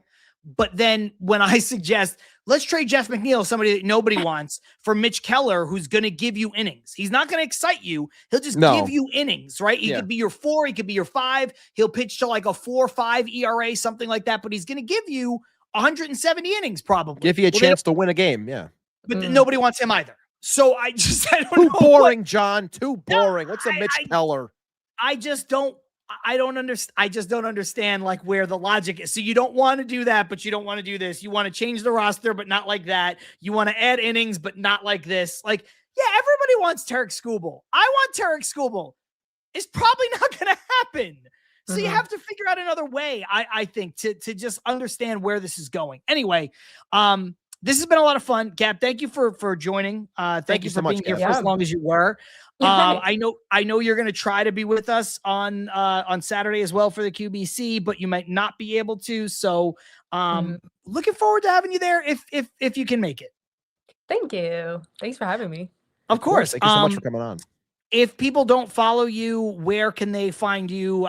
Because Chrissy said it earlier, Gab knows ball. I agree. Gab knows ball. So if they don't, if this is their first time seeing you, where can they find you? I am on Twitter, Instagram, on New Jersey, on NJ, I think it is, on NJ Sports. Yes. Everywhere. All right. Everywhere. Ibby, this has been a show. It has been a show, man. I will see you in person for, we usually try to do it like once or twice a year. I am excited to come back to New York tomorrow, despite the weather. It's gross, but that'll be fine. I'm planning on doing a walk-off whiskey show on Friday, but you know what? That maybe not. I don't know. This show may have broken my spirits. We'll see. We'll see what happens. Either way, it was a fantastic show. Shout out to everyone. This is the highest watermark we've had for this offseason to this point. 886 people here right now. Yes, fake whiskey lover. Chrissy. Just under 900 here with us across all platforms, across everywhere. So thank you so much for you guys. We did hit our mark of 1450 when it comes to subs. We are on our way towards 1500. Thank you so much for that. We did hit 50 likes on the video as well. After the video posts, make sure you hype the video as well. It pushes us out to more people as we continue to grow within the Mets community, within the Mets landscape. Thank you so much, guys. Appreciate you. And if you're going to be there on Saturday at the QBC, I'm excited to meet people, say hello, talk some ball, and just have a good time overall. And of course, and Gab can attest to this as well, meet Brett Beatty, have some fun, and make sure that I get a picture of him giving the finger to John Saponaro. Hell yeah. It's gonna be awkward. It's gonna be awkward for sure, but whatever. You know what I mean? Keith, I know Keith the media goon was here earlier, but I think we can safely say Brett Beatty's probably not getting traded. It's not getting traded. Well, again, you never know. God. You never know. But still, you never know right now. But I think he's our third baseman. Yeah. Look at this, you guys. Lazy Mary said 12 compliments of Christmas next week. I earned it. I finally did it, you guys. There you go. Together we made it. We made it even though we had our backs up against the wall. I'm John. That's Ibby. For Gab, our guest this week, this is Til Mets Do Us Part. See you at the Queens Baseball Convention if you're there on Saturday. If not, see you next week, Wednesday, 5:30 p.m. Eastern. I don't know. We'll see you there. Till next time. Peace.